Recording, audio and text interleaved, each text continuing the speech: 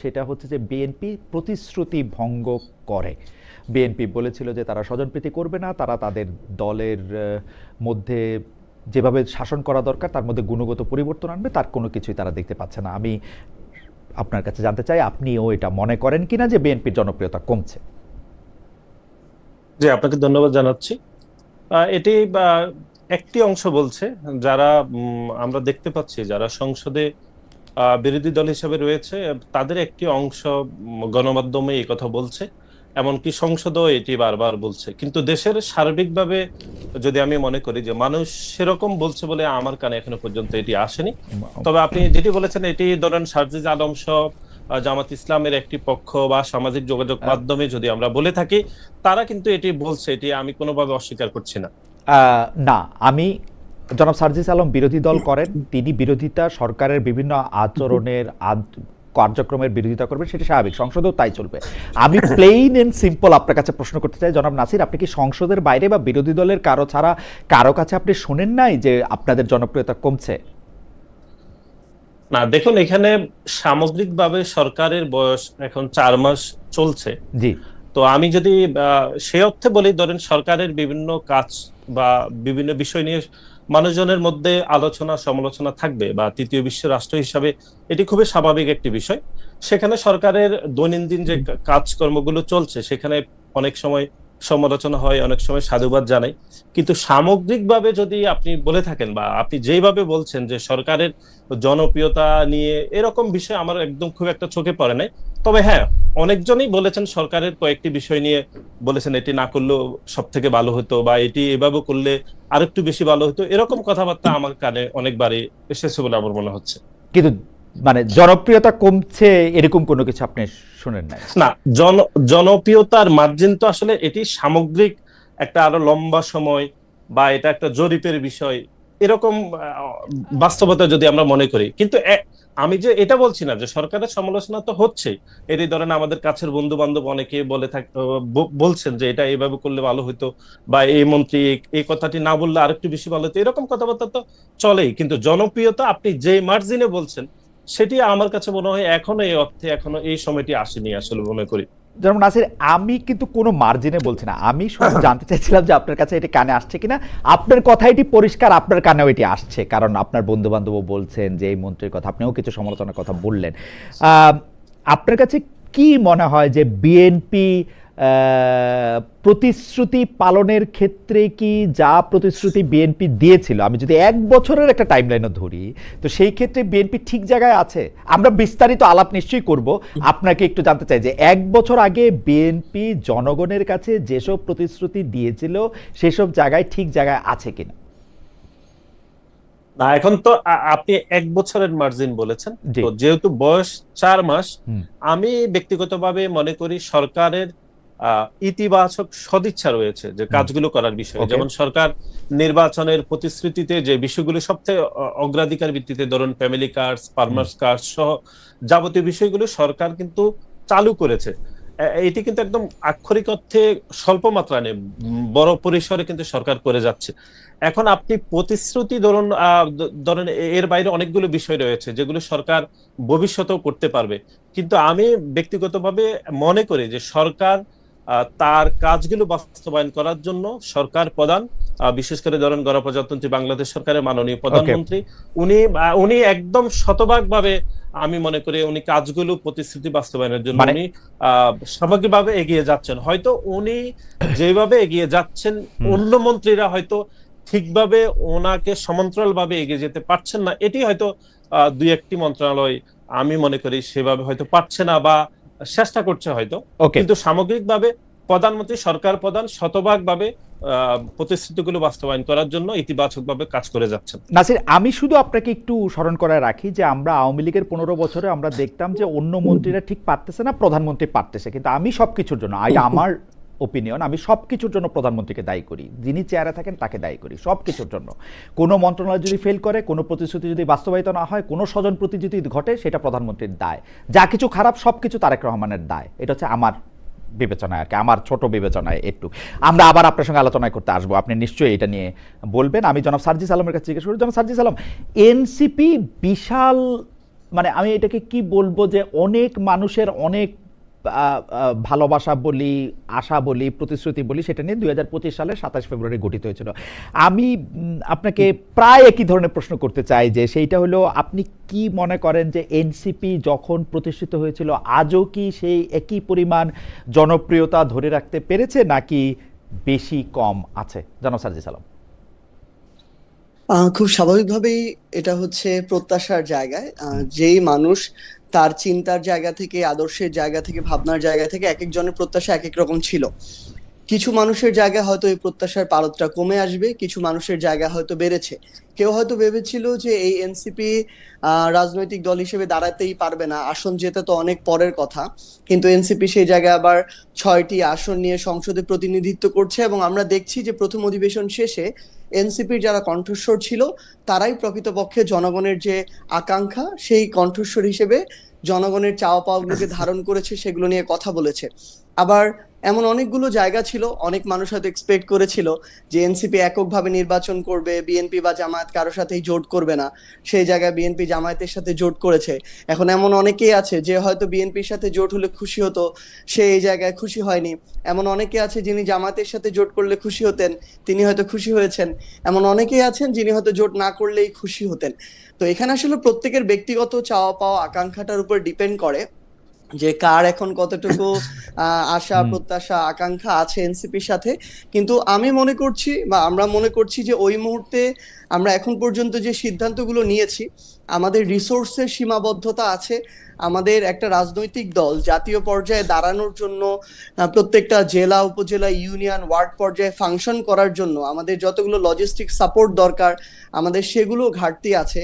হয়তো আমরা 100টা আসনে প্রার্থী দিলে তাদেরকে নির্বাচন করানোর জন্য যতটুকু সাপোর্ট দরকার ছিল আমরা সেটুকুও দিতে পারতাম না। তো সামগ্রিকভাবে আমরা খুব স্বাভাবিকভাবে, একটা রাজনৈতিক দল মাত্র 1 বছর বয়স হয়েছে, আমরা চেষ্টা করছি আমাদের যতটুকু সামর্থ্য সেই জায়গায় সীমাবদ্ধতাকে সাথে নিয়ে সর্বোচ্চভাবে কাজ করার। জনাব আলম, আপনি কি মনে করেন, যে আপনি প্রত্যাশার পারদের কথাটা বললেন, সেটার সাথে আমি আপনার সাথে একমত যে এক একজনের এক এক রকম প্রত্যাশা ছিল। আমি জোটের প্রসঙ্গে আসছি না। আপনার কাছে কি মনে হয় যে রাজনৈতিক দল হিসেবে এনসিপি দাঁড়িয়েছে? কেন আমি এই প্রশ্নটি করছি, কারণ আপনি যেটি বললেন সেটি থেকে এইটি পুরোপুরি আমরা একটা জায়গায় যেতে পারি যে এইবার বিএনপির সঙ্গে জোট করার ব্যাপারেও এনসিপির কাছে প্রস্তাব ছিল, জামাতের সঙ্গে জোট করারও এনসিপির কাছে প্রস্তাব ছিল, এবং এনসিপি সম্পর্কে এটা বলা হয়েছিল যে এনসিপি যদি কারোর সঙ্গে জোট না করে তাহলে এনসিপি বিলীন হয়ে যাবে। তো সেই ক্ষেত্রে কি রাজনৈতিক দল হিসাবে এনসিপি দাঁড়াতে পারলো আসলে? না, একটা রাজনৈতিক দল হিসেবে দাঁড়ানোর জন্য এনসিপির বা যে কোনো রাজনৈতিক দলের যতটা সময় প্রয়োজন, এনসিপি এখনো অতটা সময় পার করেনি। একটা রাজনৈতিক দল কখনো 1 বছর 2 বছরের এই সীমার মধ্য দিয়ে যাচাই করা যায় না যে দাঁড়িয়েছে কি দাঁড়ায়নি। হয়তো আমরা 5 বছর 10 বছরের একটা টাইম ফ্রেমে এই যাচাইটা করতে পারবো। কিন্তু এটাও আমি আপনার কাছে নির্দ্বিধায় স্বীকার করতে পারি যে মাত্র 1 বছর অতিক্রম করার পরই একটা রাজনৈতিক দল অনেকগুলো আসনে জিতবে বা 5-10টা আসনে জিতবে, এটা আসলে খুবই কঠিন। কারণ ভোটগুলো হয় আসলে ওয়ার্ড কেন্দ্রিক, এবং ওই ওয়ার্ডে ভোট সেন্টারগুলো থাকে। তো 1 বছরের মধ্যে যে কোনো রাজনৈতিক দল সেটা ওয়ার্ড পর্যন্ত তার সাংগঠনিক কাঠামো তৈরি হবে, এটা আসলে খুবই কঠিন বিষয়। তো সেই জায়গা থেকে আপনি যেটা বললেন, আমি এখানেও এগ্রি করি যে বিএনপি জামায়াত দুই জায়গা থেকে আমাদের ওই সুযোগটুকু ছিল জোট করার। কিন্তু স্বাভাবিকভাবেই আমাদের যেই জায়গাটা, আমরা মাঠের আগে আমাদের পালসটা বুঝতে হবে, মানুষের পালসটা কোন দিকে। পাশাপাশি আমাদের জোট যেটা হবে সেটাও একটা সম্মানজনক একটা, সেখানে নেগোসিয়েশন হতে হবে, সিট ভিত্তিক বলেন, কিংবা জোটের যারা আছে আমাদের সাথে তাদের আস্থার জায়গাটাও দেখতে হবে। আমরা যখন যাচাই বাছাই করেছি বিগত সময়ে, অধিকাংশ জায়গায় বিএনপি বা আওয়ামী লীগের যখন এই জোটগুলো হয় তখন সেখানে বিদ্রোহী প্রার্থী দেখা যায়, হয়তো বিদ্রোহী প্রার্থীকে বহিষ্কার করে, কিন্তু অন্য দলের যে প্রার্থী তিনি কিন্তু সেই জায়গায় হেরে যান। আবার ধরেন বিএনপির পক্ষ থেকে আমাকে বলা হলো যে সেইটা ঠিকই আছে, কিন্তু আমি একটু পুরনো জায়গা, মানে আপনার আগের জায়গাতে আসতে চাই, যে আমি কিন্তু আসলেই মনে করি যে 1 বছর বয়সী একটি রাজনৈতিক দলের পক্ষে কিন্তু আপনি যেটি বললেন যে ভোটের ইয়াটা তো একটু আলাদা হিসাব নিকাশ, সেটা প্রতিটি ওয়ার্ড টোয়ার্ড অনেক কিছুর সাথে ভোটারদের মোবিলাইজেশন অনেক কিছু নির্ভর করে। একটি আসনেও জিতবে কিনা সেটি নিয়ে তো অনেক সংশয় সন্দেহ থাকতেই পারে, কিন্তু এনসিপির কাছে যে প্রত্যাশাটা ছিল যে সে একটি আসনে জিতুক না জিতুক সেই প্রত্যাশা তো না। কারণ সংসদের দলে যায় অনেকগুলি আসন জেতাই আসলে এই 24-এর গণ আন্দোলনের বা আপনাদের নেতৃত্বের একমাত্র উদ্দেশ্য ছিল না যে সংসদে গিয়ে আমরা 400টা আসন পাবো, সেটা তো ছিল না। ঘটনা হচ্ছে যে রাজনৈতিক দল হিসেবে আমরা একটা নতুন বন্দোবস্তের কথা আপনাদের কাছে শুনেছিলাম, সেটি বিএনপির সাথে গেলেও আমি একই ধরনের কথাই বলতাম, জামাতের সাথে যাওয়াটা আসলে এনসিপির এক ধরনের রাজনৈতিক মৃত্যু কিনা। সেটি জামাত বলে কোনো কথা না, মানে একটি পুরনো বন্দোবস্তের রাজনৈতিক দলের সঙ্গে যাওয়াটা, মানে বিএনপির সঙ্গে বললো আমি গ্যারান্টি দিচ্ছি বিএনপির সঙ্গে গেলেও আমি একই কথাই বলতাম। না ঠিক আছে, না আমরা এই জিনিসটাকে একটু ভিন্নভাবে দেখছি। এই নির্বাচনের আগে আর পরের পরিবেশের মধ্যে অনেক পার্থক্য হয়েছে। ধরেন এর আগে যেহেতু কোনো ক্ষমতাসীন রাজনৈতিক দল ছিল না, অন্তর্বর্তীকালীন সরকার ছিল সেই জায়গাটিতে, তো তখন এই অভ্যুত্থানে যারা নেতৃত্বের জায়গা ছিল তাদের কেন্দ্রিক একটা গুরুত্বের জায়গা বলেন, ফোকাসের জায়গা, এগুলো এই জায়গাগুলোর একটা প্রাধান্য ছিল। অপরদিকে নির্বাচন পরবর্তী পরিস্থিতিতে বাংলাদেশের মিডিয়া থেকে শুরু করে সবকিছুর বা আমাদের যে প্রশাসন বলেন, আমলাতন্ত্র বলেন, দেশি বিদেশি যারা আছে, বিভিন্ন শক্তি বলেন, তাদের কনসেন্ট্রেশনটা কিন্তু সংসদ কেন্দ্রিক।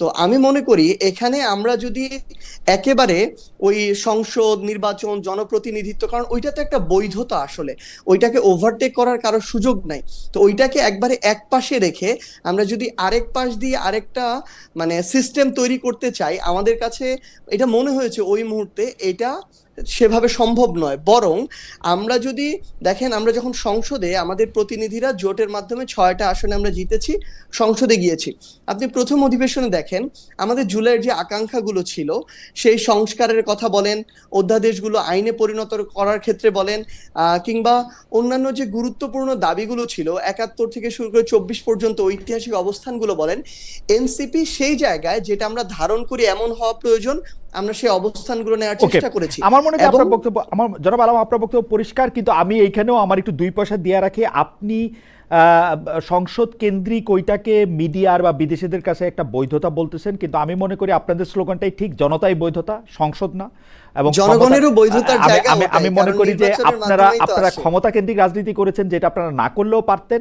আর আপনাদের কথা সংসদে শোনা হয়েছে সেটা ঠিক, আপনারা সংসদের বাইরে থাকলে সংসদ না শুনে আপনাদের কথা শোনা হতো বলে আমার বিশ্বাস, যে সেইটা যদি আপনারা না যাইতেন, আপনারা একটা না করতেন, এটা আমার বিশ্বাস। এটা নিয়ে নিশ্চয়ই আরো কথা আপনার সঙ্গে এটা হবে, আমি ভবিষ্যতে আরো কথা হলো, আমি এই অনুষ্ঠানেরই ভবিষ্যতে আর কি, মানে অন্য সময় না। আমি একটু এবার একটু জনাব নাসির আপনার কাছে যেতে চাই। জনাব নাসির, একটা জিনিস আমরা দেখি যে বিএনপি আর জামায়াত তো জোটবদ্ধ ছিল একটা বিরাট সময়, সরকারে ছিল, আদর্শে ছিল, তাদের 2জন মন্ত্রী ছিল, বিএনপি এবং জামায়াতের জোটের সাথে একজনের সাথে আরেকজনের খুবই অঙ্গাঙ্গী সম্পর্ক ছিল, একই রকমভাবে তাদের আমরা কথা বলতে শুনেছি, একই আদর্শে কথা বলতে শুনেছি, কিন্তু এখন আবার বিএনপিকে সারাক্ষণ জামাতের সমালোচনা করতে শুনি। তো দুইটা বিপরীতমুখী কর্ম যদি হয়, সার্জিস ডিবেটার, সার্জিস জানেন, নাসির আপনিও অনেক ডিবেট করেন পলিটিক্যাল, এটা দুইটা জিনিস, দুইটা বিপরীতমুখী জিনিসটা একসাথে ঠিক হইতে পারে না। মানে হয় বিএনপির ওই রাজনীতিটা ভুল ছিল, নাইলে বিএনপির এই রাজনীতিটা ভুল। এখন আপনার কাছে মনে হয় বিএনপির কোন রাজনীতিটা ভুল আসলে? মানে বিএনপি যে জামাতের সঙ্গে খুব জড়িয়ে মরিয়ে ছিল ওইটা ভুল, নাকি বিএনপি যে এখন জামাতের খুব বিপক্ষে চলে গেছে এইটা ভুল? কোনটা আপনার কাছে ঠিক মনে হয়? পরে আমরা জুলাইয়ের গণঅভ্যুত্থানের পরে একটা নতুন বাস্তবতার মধ্যে আসলে রাজনীতি চলমান আছে, আপনি জানেন। এবং এটাই বাস্তবতা যে অতীতে বিএনপির সাথে জামাত ইসলামের একটি রাজনৈতিক জোট ছিল, সরকারের অংশ ছিল, এবং যুগপৎ আন্দোলনেও বিএনপি এবং জামাতের সাথে দীর্ঘদিন ধরে আন্দোলন হয়েছিল। এটি তো বাস্তবতা, এগুলো অস্বীকার করার কোনো উপায় নেই। কিন্তু এখনকার নতুন যে বাস্তবতা, সে বাস্তবতায় তো আমাদেরকে এগিয়ে যেতে হচ্ছে। জামাত ইসলামও তার রাজনীতি করছে। এখন যেটি প্রশ্ন, যেটি এর আগেও আপনি আমাকে টকশোতে প্রায় একই রকম কোশ্চেন করেছিলেন এখানে, সেটি হচ্ছে আমি এটা আরো করে যাব আর কি, আমার এটা জানার আগ্রহ, এটা খুবই যে এটা আসলে ধরুন বাংলাদেশ জাতীয়তাবাদী দলকে, জামাত ইসলামকে তার রাজনৈতিক জোটের অংশ হিসাবে রাখার যে রাজনৈতিক পরিণতি বা রাজনীতির যেই ষড়যন্ত্র অথবা ধরুন বিতর্কের মধ্যে পড়তে হয়েছে গত 17 বছর, তো সেই দায়ভার আমরা রাজনৈতিক দল হিসাবে এটি নিতে হয়েছে। ধরুন আমি একটা এক্সাম্পল দিচ্ছি, ধরুন জামাত ইসলাম যুদ্ধ অপরাধী, এটি তো মোটামুটি মীমাংসিত বিষয় এবং এটি প্রমাণিত, তারপরেও তো তাকে রাজনীতিক অংশ করতে হয়েছে আমাদেরকে। এবং সে অংশ করতে গিয়ে রাজনীতির যেই যে অবস্থা আমাদেরকে নিতে হয়েছে, অর্থাৎ ধরেন আওয়ামী লীগ অথবা অন্য যে রাজনৈতিক দলগুলো সবসময় যে বিতর্কের মধ্যে বিএনপিকে রেখেছে, এই দায়ভার তো বিএনপি সবসময় নিয়েছে। এখন এই নতুন বাস্তবতায়, অর্থাৎ 5ই আগস্ট পরবর্তী বাস্তবতায় আমরা কিন্তু সেই কথাগুলো বলছি যে অতীত আমরা ওই অংশ, ওই নেগেটিভ অংশটুকু নিয়ে আমাদেরকে রাজনীতি করতে হচ্ছে। এখন আপনি যেটি বলেছেন যে তাহলে কোন অংশটুকু ঠিক, আমি মনে করি যে দুই ধরনের বাস্তবতা ছিল। অর্থাৎ 5ই আগস্টের আগে আমাদের বাস্তবতা ছিল যে একটি স্বৈরাচার মুক্ত বাংলাদেশে একটা গণতান্ত্রিক যাত্রায় আমাদেরকে অগ্রযাত্রা করতে হবে, এবং আমরা মনে করি যে গত 17 বছরের সেই আন্দোলন এবং জুলাই আগস্টের আন্দোলনের মাধ্যমে আমরা সেই স্বৈরাচারকে পতন করেছি। এখন আমরা এই নতুন বাস্তবতায় আমরা একটি গণতান্ত্রিক যাত্রায় রয়েছি। সেই গণতান্ত্রিক যাত্রায় মানুষ বাংলাদেশ জাতীয়তাবাদী দলকে ভোট দিয়েছে, জনাব তারেক রহমানকে প্রধানমন্ত্রী করেছে, এবং সেই নতুন বাস্তবতায় জামাতে ইসলাম এখন নতুন বিরোধী দল। সুতরাং নতুন বিরোধী দল হিসেবে আমাদের জনাব নাসির, আমার এখানে দুইটা প্রশ্ন আছে যে আপনি জুলাই আন্দোলনের পরে নতুন একটি বাস্তবতার কথা বলছেন, কিন্তু আমরা যখন আপনাদের জামাতে ইসলামের সমালোচনা করতে শুনি তখন কিন্তু জুলাই পূর্ববর্তী সময়টা না, আপনারা 71 সালের কর্মকাণ্ড নিয়ে সমালোচনা করেন। তো 71 সাল তো 2001 সালেও বাস্তব ছিল, তো দুইটা তো মানে 2001 সাল তো 71 সালের আগে না। আপনারা তো 2001 সালেও 71 সালের জামাতের অবস্থান জানতেন, তারপর আপনারা এটা করছেন, তাহলে এটা ভুল স্বীকার করতে অসুবিধা কি? আপনারা দায়ভারের কথা বলেছেন যে রাজনৈতিক মানে এইটা মোটামুটি প্রমাণিত তারা যুদ্ধ অপরাধী। আপনার তো নিশ্চয়ই মনে থাকবে বিএনপির একজন সিনিয়র নেতাও যুদ্ধ অপরাধের দায়ে ফাঁসি হয়েছিল, তাহলে যুদ্ধ অপরাধের দায় কি তাহলে বিএনপিও নিবে? সালাউদ্দিন কাদের চৌধুরীর কথা বলছি আমি। না, এখানে তো দুই রকম। একটি হচ্ছে হ্যাঁ, জনাব সালাউদ্দিন কাদের চৌধুরীকে যুদ্ধ অপরাধের দায়ে ওনাকে ফাঁসি দেওয়া হয়েছিল। একই সাথে জামাত ইসলামের যারা যুদ্ধ অপরাধী তারা আত্মস্বীকৃতি না না না না দুইটা দুই রকম না, দুইটি আপনি জানেন যে জামাত ইসলামে যাদেরকে ফাঁসি দেওয়া হয়েছিল ওনারা আত্মস্বীকৃত যুদ্ধ অপরাধী ছিল, এবং একই সাথে বিএনপির যাকে যুদ্ধ অপরাধের দায়ে অভিযুক্ত করা হয়েছিল তাকে অভিযুক্ত করা হয়েছে। সুতরাং দুইটি তো দুই রকম। একটি হচ্ছে ওনারা তো স্বীকার করে নিয়েছিলেন যুদ্ধ অপরাধী, আর জনাব সালাউদ্দিন কাদের চৌধুরীকে অভিযুক্ত করে ওনাকে ফাঁসি দেওয়া হয়েছিল। আমার মনে হয় যে জনাব নাসির, আপনি যদি আবার একটু মানে পেছন দিকে তাকান, যুদ্ধ অপরাধের দায় ওনারা স্বীকার করেন নাই, কখনো বলেন নাই যে আমি এই মানবতা বিরোধী এই অপরাধের মধ্যে অংশগ্রহণ করেছি। ওনারা বলেছেন যে 71 সালে তারা পাকিস্তানের পক্ষ অবলম্বন করেছেন, পাকিস্তানটা থেকে বাংলাদেশ হোক সেইটা তাদের রাজনৈতিক সিদ্ধান্ত ছিল না, কিন্তু তারা যুদ্ধ অপরাধ করেছেন এরকম কথা তারা কখনো স্বীকার করেছেন কি? মানে আমি আমার জানা নাই এটা, আপনি মানে এনলাইটেন মি যদি আপনার এটা জানা থাকে। না না না না না আমি সেটা বলছি না, কিন্তু স্বাধীনতা যুদ্ধে জামাত ইসলামের রাজনৈতিক দল হিসাবে তাদের যে অবস্থান, এবং একই সাথে যাদেরকে জামাত ইসলাম ফাঁসি দিয়েছে তাদের তো একই রাজনৈতিক অবস্থান ছিল, কিন্তু জনাব সালাউদ্দিন কাদের চৌধুরী তো সে অবস্থান ছিল না, বা তখন বাংলাদেশ জাতীয়তাবাদী দলও প্রতিষ্ঠা হয়নি। আমি ওই ডিফারেন্স আপনাকে বলতে চাই। ঠিক আছে, আমার মনে হয় জি শেষ করেন আপনি, জি প্লিজ। আচ্ছা, এখন যেটি বাস্তবতা সেটি হচ্ছে রাজনৈতিকভাবে তো মূল্য দিতে হয়েছে বাংলাদেশ জাতীয়তাবাদী দলকে, অর্থাৎ জামাত ইসলামকে বাংলাদেশ জাতীয়তাবাদী দলের ওইটি ভুল সিদ্ধান্ত ছিল জামাত ইসলামকে একসাথে নেওয়া। না, ভুল শুদ্ধ তো রাজনীতিতে তো হয়ে থাকে, আমরা আবারও বলছি না দায় নিতে হয়েছে তো জামাত ইসলামীকে বাংলাদেশ জাতীয়তাবাদী দলের 4 দলীয় জোটের অংশ ছিল, সে দায়িত্ব নিতে হয়েছে, আমাদেরকে বিতর্কের মধ্যে পড়তে হয়েছে। আপনারা কোশ্চেন করেছেন, সেই কোশ্চেনের আনসার তো তখনও দিতে হয়েছে। কিন্তু আমি যেটা বলতে চাচ্ছি সেটা হচ্ছে জামাত ইসলাম তখনও যুদ্ধ অপরাধী ছিল, এখনো যুদ্ধ অপরাধী ছিল, কিন্তু তখনকার বাস্তবতায় একটি পরিস্থিতি ছিল যে আমাদেরকে একটি গণতান্ত্রিক যাত্রায় যেতে হবে, সেখানে বিভিন্ন রাজনৈতিক দলকে নিতে হয়েছে। এখন তো সেই বাস্তবতা নেই, আমি সেটাই বলতে চাচ্ছি।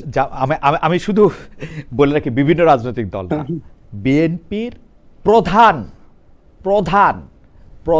রাজনৈতিক মানে বিএনপি 11 দলীয় জোট করতে পারে, 7 দলীয় জোট করতে পারে, 22 দলীয় জোট করতে পারে, কিন্তু প্রধান রাজনৈতিক সঙ্গী ছিল হচ্ছে জামাত ইসলামী। এটি নিশ্চয়ই আপনি জানেন, বা পরে আমরা এটি নিয়ে আরো আলোচনা করবো। আমি একটু জনাব সার্জিস আলম আপনার কাছে যেতে চাই। জনাব সার্জিস আলম, আবারও মানে আপনার কাছেও জামাত নিয়ে প্রশ্ন। এই যে এনসিপি জামায়াতের সঙ্গে জোট না করলে, আপনি কিছুটা বলেছেন জামাতের সঙ্গে জোট না করলে কি হতো সংসদ নির্বাচনের ফল, মানে সিট সংখ্যা কি কমতো নাকি বাড়তো? এক একজন এক এক রকম কথা বলেন। অনেকে বলেন যে আপনারা যে 6টি সিট পেয়েছেন সেটি জামাত আপনাদের সঙ্গে ছিল বলে, বা জামাতের জোটে আপনারা ছিলেন বলে এটি পেয়েছেন। আমি দেখছিলাম যে আপনারা এই যে সামনে স্থানীয় সরকার নির্বাচন আসছে তাতে যে সমর্থন ঘোষণা করছেন, সেইখানে আপনাদের মনোনীত বা আপনাদের পছন্দের প্রার্থীকেই আপনারা তার মানে জামাত আপনাদের সঙ্গে নাই, জামাতের মতো প্রার্থীর সমর্থন ঘোষণা করছে, আপনারা আপনাদের মতো করছেন। তো সেই ক্ষেত্রে কি হবে নির্বাচন, আপনারা কিরকম আশা করেন?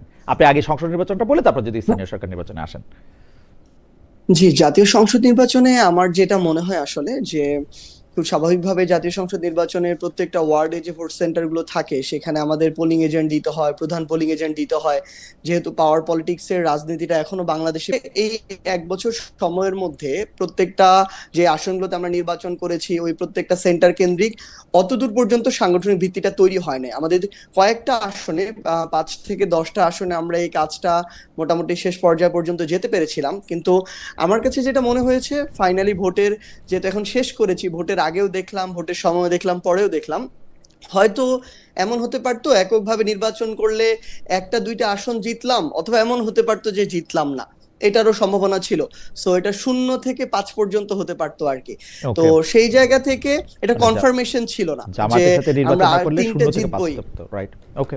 হ্যাঁ, তো অপরদিকে হচ্ছে ধরেন এটা বিএনপির সাথে যে জায়গাটাতে আসলে ছিল সমস্যাটা, আমি এটা জাস্ট একটু উল্লেখ করি। প্রথমত হচ্ছে একটা সম্মানজনক শেয়ারিং হতে হবে, আসন শেয়ারিং এর জায়গাটা।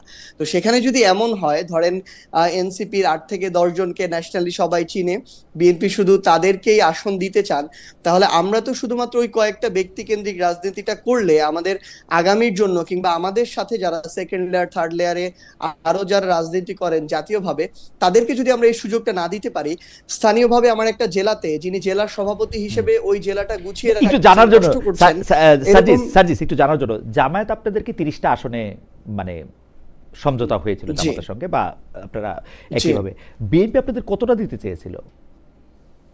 না, এটা আসলে কি মানে আমরা যখন এই কথাগুলো, প্রথমত আমি যদি বলি বিএনপি একটা ডেমোক্রেটিক পার্টি, মধ্যম পন্থার রাজনীতি করার চেষ্টা করে, আমরাও একটা ডেমোক্রেটিক পার্টি, মধ্যম পন্থার রাজনীতি করার চেষ্টা করি। সো এমন না যে বিএনপির ডোরটা আমাদের অফ ছিল, বরং বিএনপির সাথেও সমান তালে আলোচনা হচ্ছিল।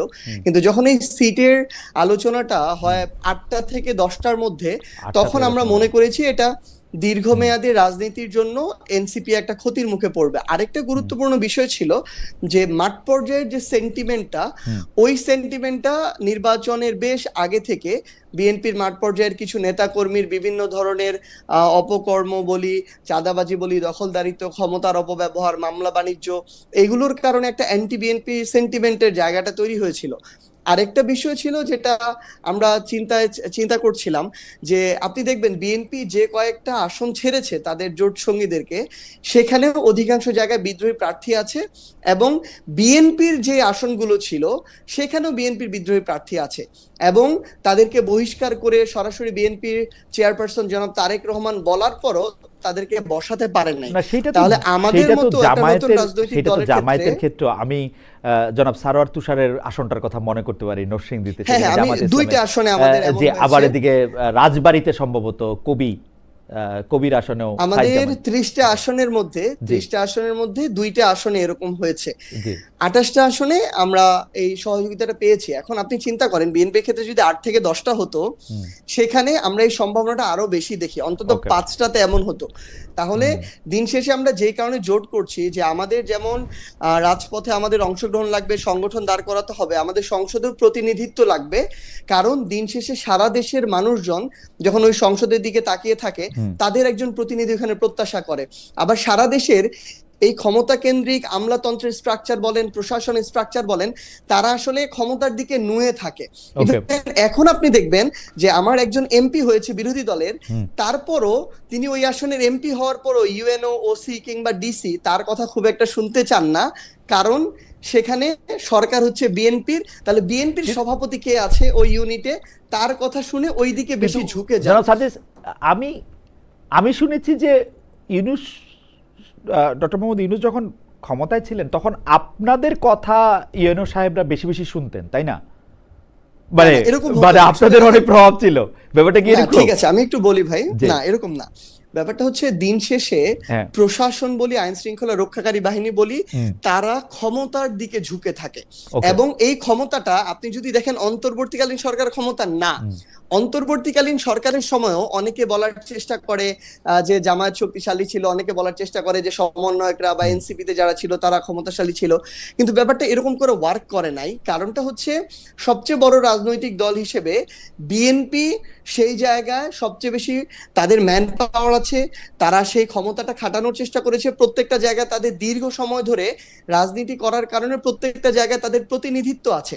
এবং আরেকটা গুরুত্বপূর্ণ বিষয় হচ্ছে প্রশাসন থেকে শুরু করে যারা স্টেক হোল্ডাররা আছে তারা মনে করতো সবচেয়ে বড় রাজনৈতিক দল হিসেবে বিএনপি তো ক্ষমতায় যাবে, সো বিএনপি যদি নাও চাইতো প্রশাসন ওই দিকে ঝুঁকে থাকতো। না, কিন্তু একজন ডক্টর ইউনূস না, কিন্তু একজন ডক্টর ইউনূসের কথা, আচ্ছা উনি যেহেতু নাই, আমি আপনার কথাই শুধু বলি। জনাব সার্জিস আলম আজকে কত 2026-এর 16 জুন, তো 2026-এর 16 জুনে সার্জিস আলম যতটুকু ক্ষমতাশালী 2025-এর 16 জুন কি তার চেয়ে অনেক বেশি ক্ষমতাবান ছিলেন না? আমি শুনেছি জনাব সার্জিস আলম কোথাও ফোন করলে সেইটি বাস্তবায়িত হইতো খুব দ্রুত। আমি শুনছি, এটা আমার শোনা কথা, আমি জানি না ঠিক। না ভাই, আসলে এরকম অনেক কিছু শোনা যায়। না, আপনার কাছে কি মনে হয়? আপনি বলেন যে আপনার কাছে কি মনে হয়? আমি তখনও একদম যেটা খুবই ইমার্জেন্সি একটা জায়গায় প্রয়োজন, একটা ইনজাস্টিস হয়ে যাচ্ছে, তখনও আমি আমার জায়গা থেকে ওই জায়গায় কথা বলেছি। যদি প্রয়োজন হয় এখনো কথা বলি।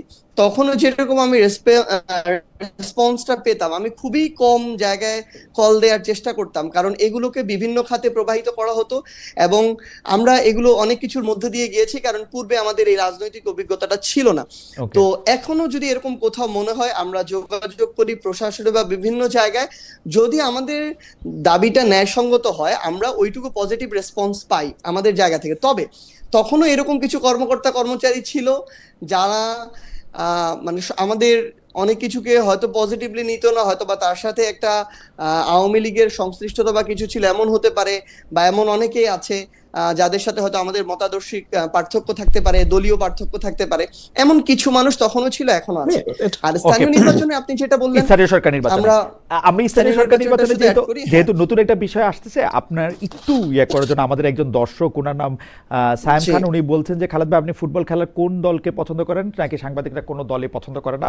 যেহেতু বিশ্বকাপ ফুটবল চলছে সেহেতু আমি প্রশ্নটা নিলাম। আমি একটু বলে রাখি যে আমি আসলে লাতিন আমেরিকার বা যেটা দক্ষিণ আমেরিকা বলে সেই ফুটবলের খুব ভক্ত, সেজন্য ব্রাজিল আর্জেন্টিনা হচ্ছে আমার প্রিয় দল। অন্যদিকে আফ্রিকার খেলাও, মানে ইউরোপ ছাড়া, মানে আমার বিপক্ষ দল হচ্ছে ইউরোপ, তো সেইটা আমি একটু বলে রাখলাম যে আমার সমর্থনের জায়গা থেকে। স্থানীয় সরকার নির্বাচনের কথা বলছিলেন সার্জিস আলম, দুঃখিত আমি মাঝখানে কথা বলার জন্য। ভাই আমি এখানে এবার একটা জিনিস একটু অ্যাড করি। আপনিও এখানে আজকে সুবিধাবাদী একটা অবস্থান নিলেন এবং আমাদের মাননীয় প্রধানমন্ত্রীও আজকে সুবিধাবাদী অবস্থান নিছেন। উনি ব্রাজিল আর্জেন্টিনা কোনোটাতেই যান নাই, উনি আজকে ইংল্যান্ডের পক্ষ নিছেন। না হলে উনার সকল শুভাকাঙ্ক্ষী দুই ভাগে বিভক্ত হয়ে যাইতো, এক ভাগ অনেক ফেভার পাইতো, এক ভাগ পিছনে পড়ে যাইতো। আমি একটা কথা বলি, সেইটা হচ্ছে যে ব্রাজিল আর্জেন্টিনা উরুগুয়ে কলম্বিয়া বা ভেনেজুয়েলা, মানে এই দেশগুলির খেলা দেখে আমরা ফুটবল খেলাকে ভালোবাসি। আসলে ঘটনা হচ্ছে 82-86 সালের আগ পর্যন্ত এটা সুবিধাবাদী অবস্থান না ভাই। আপনি আর্জেন্টিনা সাপোর্টার আমি জানি, আপনি আর্জেন্টিনা সাপোর্টার আমি জানি, নাসিরও আর্জেন্টিনা সাপোর্টার। এটা পৃথিবী দুই ভাগ হওয়ার জন্য না। আমি মনে করি ব্রাজিল আর আর্জেন্টিনার যে দ্বন্দ্ব আমাদের দেশে সেইটাই ফেক, সেইটাই হওয়ার কথা না। কারণ খেলাই হয় হচ্ছে ইউরোপ বনাম, মানে আমি ওইভাবে দেখি আর কি। যাই হোক, আপনাদের এটা থাকতে পারে আপনাদের মতামত। আর আর্জেন্টিনা ব্রাজিল কেউই চ্যাম্পিয়ন হইলে আমার কোনো সুবিধা পাওয়ার কোনো চান্স নাই। যাই হোক, আপনি যদি স্থানীয় সরকার নির্বাচনের কথাটা একটু বলেন। আমরা স্থানীয় সরকারে যদি আসি, আসলে আমরা এখন একটা সংসদে বিরোধী দলীয় জোট হিসেবে ফাংশন করছি। তো সেই জায়গা থেকে আসলে আমাদের অনেকের এই প্রশ্নটা ছিল যে স্থানীয়ভাবে আমরা একসাথে জাতীয় নির্বাচনের মতো নির্বাচন করব কিনা। কিন্তু আমরা যখন যে খুব স্বাভাবিকভাবে আমাদের জোটের বড় রাজনৈতিক দল জামায়াত ইসলামী, তাদের সাথে আমরা যখন কথা বলেছি, তাদের ইচ্ছাটা হলো তারা এককভাবে এই নির্বাচনটা করতে চায় এবং আমাদের মনে হয়েছে যে আমরাও এই নির্বাচনটা এখন পর্যন্ত আমাদের সিদ্ধান্ত এককভাবে করতে চাই। কারণটা হচ্ছে এর মধ্য দিয়ে আমরা যেমন যেই 30টা আসনে জাতীয় নির্বাচন করেছি শাপলাকলি প্রতীকে, সেখানে ওয়ার্ড পর্যন্ত এনসিপির একটা ভিত্তি তৈরি হয়েছে। সো আমরা স্থানীয় নির্বাচনেও যদি এককভাবে এই নির্বাচনটা করতে পারি, আমরা হয়তো খুব বেশি জায়গায় জিততে পারবো না, কিন্তু ওই জায়গায় আমাদের একটা সমর্থক, শুভাকাঙ্ক্ষী কিংবা ভোট বেস তৈরি হবে, অন্তত একটা সাংগঠনিক কাঠামো তৈরি হবে। সার্জিস, তো আমরা আমার সেই কাজটা করতে জনাব চাচ্ছি। আলম, আমার একটু জানার ইচ্ছা, যেহেতু আপনি মুখ্য সংগঠক একটা বড় জায়গার, আপনার কাছে ভাই কি মনে- আমাকে একটু ভাই একটা জিনিস বলি, কিছু মনে করে না, জি। আমাকে হচ্ছে জনাব সার্জিস বললে ভালো হবে, আলম শুনলে সালামের কথা মাথায় চলে আসে। হ্যাঁ, না মানে লাস্ট নেমটার সাথে জনাব করতে হয় তো সেই না, জন্য না, আমি জানি। এটা বলছিলাম আর কি।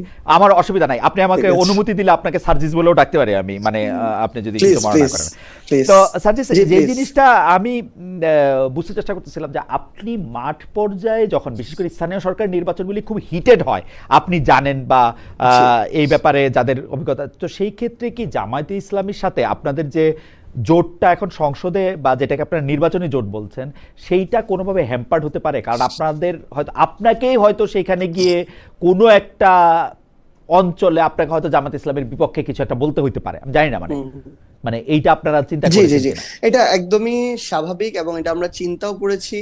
এই জায়গা থেকে আসলে জোটের যে বন্ডিংটা কিংবা হচ্ছে যেভাবে পারফর্ম করার জায়গাটা, আমি এটা মনে করি আপাত দৃষ্টিতে কিছুটা ওইখানে নির্বাচন চলাকালীন সময় ডিস্টেন্স ক্রিয়েট হবে।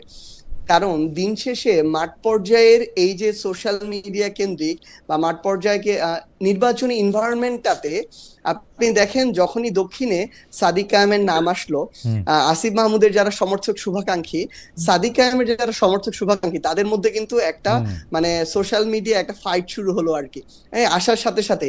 কিন্তু ধরেন বিএনপির যিনি প্রার্থী হতে যাবেন তার সাথে কিন্তু এটা হয় নাই। সো ওই জায়গা থেকে স্বাভাবিকভাবে আমার কাছে মনে হয় হয়তো কিছুটা এই জায়গায় একটা ডিস্টেন্স আসতে পারে, কিন্তু দিন শেষে রাজনৈতিক জোটটা আবার দেশের স্বার্থে, সংসদের স্বার্থে এটা গুরুত্বপূর্ণ। কারণ মানে আপনারা যে অবস্থায় বিরোধী দল আছে, দুইটাকে আলাদা আলাদা করতে পারবেন, মানে ক্লাব ফুটবল আর বিশ্বকাপ ফুটবলের মতো যেরকম আমরা করার চেষ্টা করব আমরা, তবে এটাতে কতটুকু সফল হবে এটা সময়ই বলে দিবে। তবে এখনো যেহেতু স্থানীয় নির্বাচন অন্তত আরো 6 মাস আছে, আমরা যেটা বুঝতে পারছি আমাদের স্থানীয় সরকারের যিনি মন্ত্রী আছেন, আমাদের মহাসচিব, তার কথায়, তাহলে সময়ের সাথে সাথে আরো বোঝা যাবে নির্বাচনের 1 মাস 2 মাস আগে গিয়ে যে এখানে তো কয়েকটা লেয়ার, সিটি কর্পোরেশন আছে, উপজেলা আছে, পৌরসভা আছে, ইউনিয়ন, ওয়ার্ড আছে।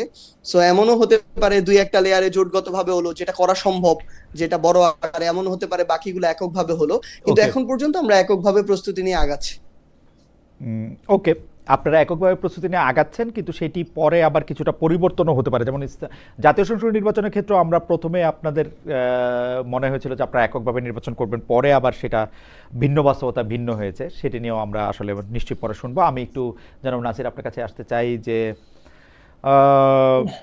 জনাব নাসির, আপনার পেশা কি, মানে what do you do for living?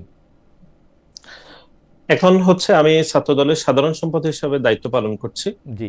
এর বাইরে হচ্ছে ব্যবসা বাণিজ্যের বিষয়ে ভাবছি, এখনো ব্যবসা করছি না, তবে দায়িত্বের পরে আমি ব্যবসা বাণিজ্যতে যাব ইনশাআল্লাহ। আপনার কি কোনো ডিপেন্ডেন্ট আছেন, বা আপনার মানে আমাকে অনেকেই মনে করেন যে আমি এই প্রশ্নগুলি করি এইটা ঠিক, কিন্তু আমি দেখছি যে যারা পাবলিক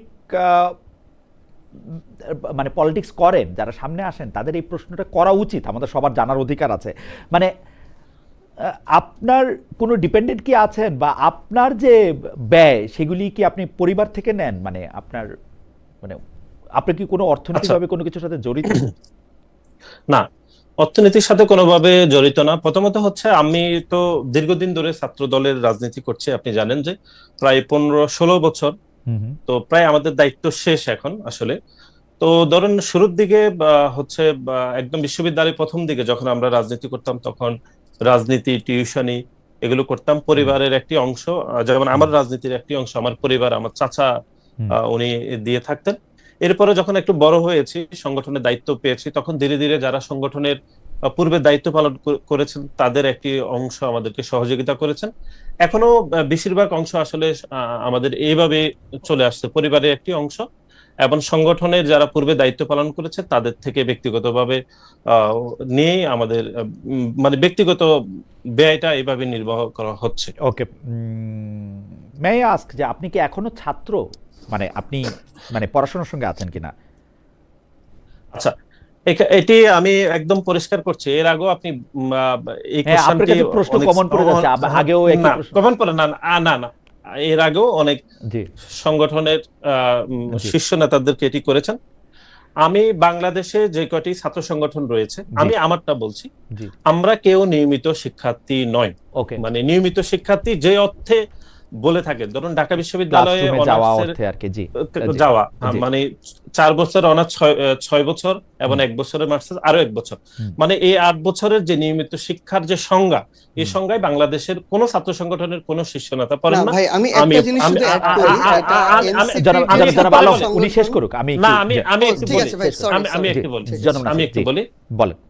হ্যাঁ, এনসিপি ছাত্র সংগঠন ছাড়া, কারণ তারা সদ্য ছাত্র সংগঠন হিসেবে আত্মপ্রকাশ করেছেন না ঠিক গত আছে, 2 ঠিক বছর আছে, ধরে। তাহলে আপনি বলতেছেন আমি যে আমি আপনি বৃহত্তর বলতেছেন এর যে বাইরে এর বাইরে বলতেছেন যে আপনাদের, বাংলাদেশ, হ্যাঁ বাংলাদেশে, বাংলাদেশের বেশিরভাগই এনসিপি ছাত্র সংগঠন ছাড়া আচ্ছা কোন ছাত্র সংগঠনের শীর্ষ কোন নেতা রেগুলার যে Student নিয়মিত হওয়া। শিক্ষার্থী যে সংজ্ঞা আমরা বলে থাকি, সেই হ্যাঁ। সংজ্ঞায় পড়ে না। ওকে, তবে আমরা যেমন ঢাকা বিশ্ববিদ্যালয়ে, আমি এখন জাপানি স্টাডির শিক্ষার্থী, এরকম করে বাংলাদেশের অনেক শীর্ষ সংগঠনের শীর্ষ নেতারা যেভাবে শিক্ষার্থী, আমরা ঠিক সেভাবে শিক্ষার্থী। আপনি ডোন্ট টেক ইট পার্সোনালি, আমি জাস্ট জানতে চাইতেছি যে আপনি যদি নিয়মিতভাবে এই ছাত্র দলের সাথে সংশ্লিষ্ট না হতেন, তাহলে আপনার পড়ালেখা কবে শেষ হতো? মানে এইটা আপনি 15, 16, 17 সালে। 15-16 সাল, মানে আরো 10 বছর আগে। তো আপনাদের সর্বশেষ আপনি এগুলি মনিটাইজ করতেছেন যে আপনার যে সোশ্যাল মিডিয়া প্ল্যাটফর্মগুলি যেগুলো আছে, টুইটারের হ্যান্ডেল থেকে শুরু করে ইনস্টাগ্রাম, তারপর হচ্ছে যে মানে যেগুলি প্রত্যেকটাই আপনি আসলে ফেসবুক, ইউটিউব, প্রত্যেকটাই আপনি মনিটাইজেশন করতেছেন।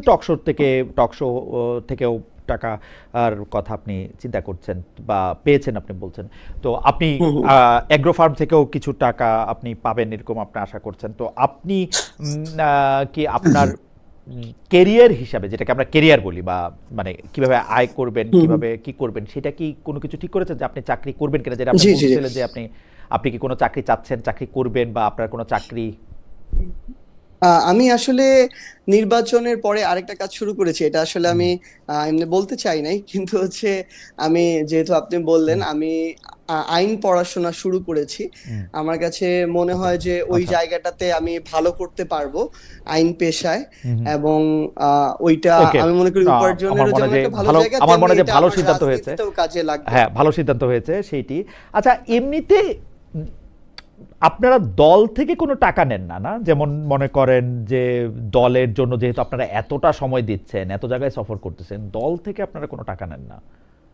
না না, এরকম না। আসলে আসলে সত্যি কথা বলতে কি, এখন এনসিপির এই স্টার্টিং টাইমটাতে এমন একটা টাইম, ধরেন আমি উত্তরাঞ্চলের মুখ্য সংগঠক, আমি ধরেন 4টা জেলা সফর করলাম, হুম হুম আমার একটা গাড়ি যদি আমি ভাড়া নিয়েও যাই, হুম এবং ওইটাতে তেল খরচ থেকে শুরু করে ঘুরে আসতে ধরেন আমার 30,000 টাকা খরচ হলো, হুম দেখা গেল যে ওইখানে আমারই 5-10 হাজার টাকা অ্যাড করতে হয় আমার জায়গা থেকে। মানে এইরকম করে যে যার জায়গা থেকে বরং অ্যাড করার মধ্য দিয়ে এখন যাচ্ছে। কোনো ব্যক্তিকে পার্টি দিবে ওইটুকু ফান্ড এনসিপির তো নাই, বরং এখানে আসলে আমরা ইভেন বড় কোনো প্রোগ্রাম যখনই করা হয় তখনই আমাদের খুব একটা টানাপোড়েনের মধ্যে দিয়ে যেতে হয় আর কি। আচ্ছা, আমি জানি না, মানে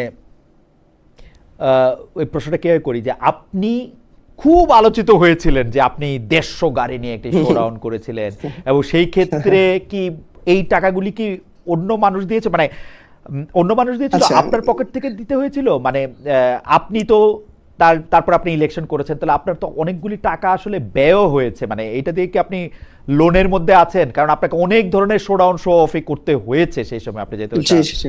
তো সেটার মধ্যে কি আপনি লোনে আছেন, জমি বিক্রি করেছেন, কি মানে মানে কি আচ্ছা, না করেছেন বুঝছি। আসলে, মানে এটা? আসলে ভাই আমি যখন হচ্ছে তখন বাসায় যাই, এটা আমার কাছে এখন মনে হয় আর কি, আমি যদি এই এই অভিজ্ঞতাগুলোর মধ্যে দিয়ে আগে যেতাম তাহলে হয়তো আমার প্রসেস ওটা হতো না, অন্য একটা হতো। কিন্তু ওইখানে আমাদের ওই দিন আসলে একটা ইফতার পার্টি ছিল, এবং আমার পার্টি তৈরি হওয়ার পরে, অভ্যুত্থানের পরে আমি প্রথম তখন বাড়িতে গিয়েছিলাম, আমার গ্রামের বাড়িতে। তো পুরো রংপুর বিভাগের যারা এনসিপি শুভাকাঙ্ক্ষী ছিল, বৈষম্য বিরোধী ছাত্র আন্দোলনের ছিল, আমার 5 উপজেলার, এমনকি সবাই তো এটা ভেবে নিয়েছিল পার্টি হয়েছে আমি নির্বাচন করব। সো আমার আসনের অনেক শুভাকাঙ্ক্ষী মিলে প্রায় 100টার মতো গাড়ি ছিল, যেগুলোকে মিডিয়া বিভিন্নভাবে বাড়িয়েছে, যাই হোক। তো নর্মালি হচ্ছে ওইখানে 100টা গাড়ির মধ্যে আমার ভাড়া দিতে হয়েছিল 20টা গাড়ির মতো, যেগুলো হচ্ছে আমরা ঠিক করেছিলাম। বাকিগুলো বন্ধু বান্ধব, আত্মীয় স্বজন, তারপরে বিভিন্ন রাজনৈতিক শুভাকাঙ্ক্ষী বা যারা আমাদের এনসিপি নেতাকর্মী আছে, তারা তাদের মতো করে ম্যানেজ করে নিয়ে এসেছিল। প্রত্যেকটা মাইক্রো, মানে ওটাতে একটা জেলার আমার পঞ্চগড় জেলার এক প্রান্তে এসেছিল, আমার উপজেলা পর্যন্ত গিয়েছিলাম। তো একটা মাইক্রো ভাড়া ছিল 5,000 করে। তো এটা আমি আমার ফেসবুক পোস্টে বলেছিলাম, আমার মাইক্রো ভাড়া দিতে হয়েছিল 1 লাখের মতো, আর ইফতারটাতে আমাদের খরচ হয়েছিল প্রায় 1 লাখের মতো। ওকে, গ্রামের ইফতার এরকম। না তো এইটা এই আপনি 2 লাখ টাকা এইটা আপনি একদম total- বলছিলেন, হ্যাঁ, আমি একটু এইটা বলি। জি এইটা আপনি জি। বলছিলেন যে আপনি একটু যদি দ্রুত শেষ করেন, কারণ হ্যাঁ, আমি অনেকগুলো শেষ প্রশ্ন। করি। জি, তো ওইটা আসলে ছিল টোটালি ওই খরচটা পারিবারিক ভাবে। আর আপনি নির্বাচনের যেটা বললেন, নির্বাচনে আসলে সত্যি কথা বলতে আমার নির্বাচন হলো 12 ফেব্রুয়ারি। 1 থেকে 4 ফেব্রুয়ারি আমি আমার ইউনিয়ন এবং ওয়ার্ডের যারা নেতাকর্মী ছিল তাদের একটা ওই চা খরচ হয়, তারা ওই নাসির ভাই বলতে পারবে, আপনিও দেখেছেন যে তারা একটা ওই ছোট করে প্রত্যেক ইউনিয়নে একটা অফিস বানায়, কাপড় দিয়ে ওইখানে চা খায়, ওই চায়ের বিল হয়। তো আমি এটা দিতে পারি নাই দেখে আমার প্রচারণায় আমি ওই টাইমে বিশাল একটা ঘাটতির মধ্যে দিয়ে গিয়েছিলাম, মানে প্রচারণাটা পিছায় গেছিল। তো পরবর্তীতে আমি কিছু পারিবারিকভাবে ম্যানেজ করি, কিছু কিছু শুভাকাঙ্ক্ষীকে আমি মেসেজ দেই যে আমার তো 5 বছর একটা নির্বাচন, আমাকে এখানে একটু হেল্প করলে ভালো হতো, এরকমের মধ্য দিয়ে গিয়েছি। এবং আমার কাছে মনে হয় আমার অপোজিশনের প্রার্থী যত খরচ করেছে আমি তার 5 ভাগের 1 ভাগও করতে পারি নাই। এবং তারপরেও সর্বশেষ 2 দিনে একটা বড় খরচ হয় নির্বাচনে, ওইটার জন্য আমার বেশ ভালো একটা ঋণ করতে হয়েছে, যেটা আমার শোধ করতে অন্তত 2 বছর লাগবে। ওকে। আমি শুধু মানে ওই লেজের প্রশ্নটা করি আর কি, যেসব শুভাকাঙ্ক্ষীরা আপনাকে 80টার মতো গাড়ি জোগাড় করে দিয়েছিলেন একদম হঠাৎ করে, সেই শুভাকাঙ্ক্ষীরা কি এখনো আসেন? মানে আমি আপনাকে বলি যে ওই সময় তো আসলে এনসিপি হয় নাই, যারা আপনাকে গাড়ি দিয়ে হয়েছিল ভাই, এনসিপি হওয়ার পরে গিয়েছিল। এনসিপি হওয়ার পরের ঘটনা এটা, তাই না?